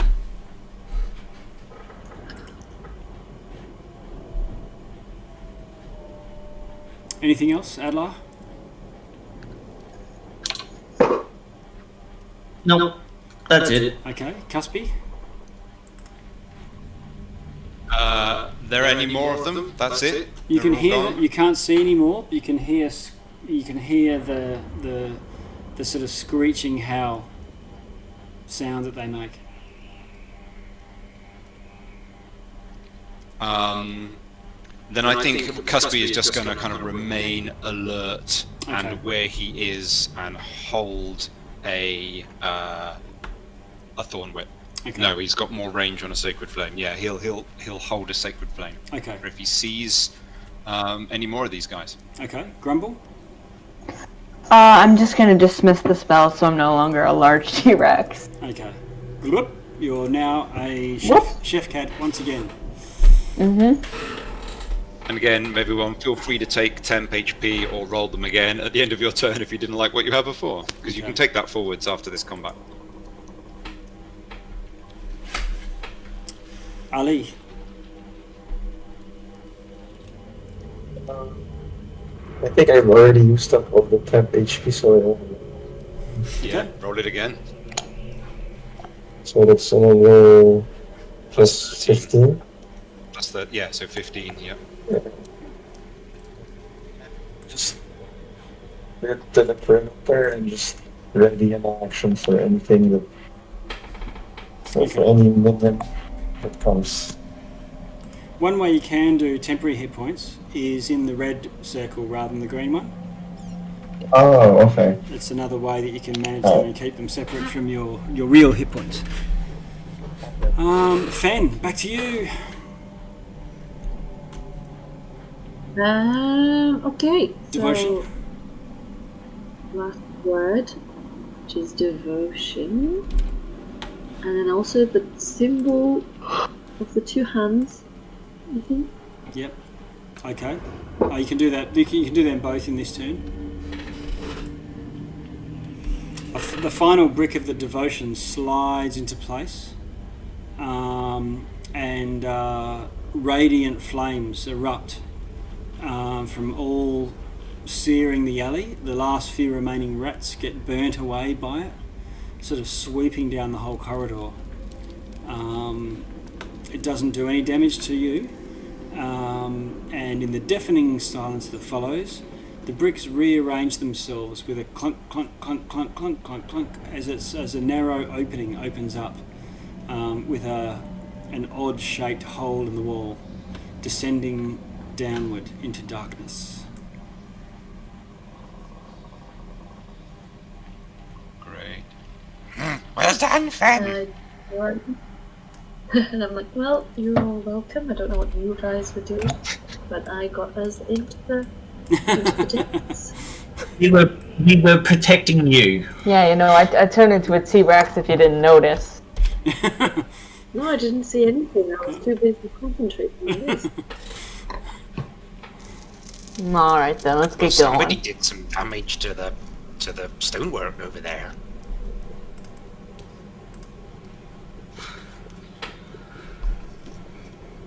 Okay. Just on a side note, I haven't retracted my blade. I'm using it as a torch, basically. Okay. And what about your Cuspy, your 2 spells that you've got going? How long do they last? Yeah, so if we're going to kind of pass through and in, I think I'll check the spells. I think they're a minute. The stuff will all fade. Yeah, Anything that's a few minutes or so will go in the descent.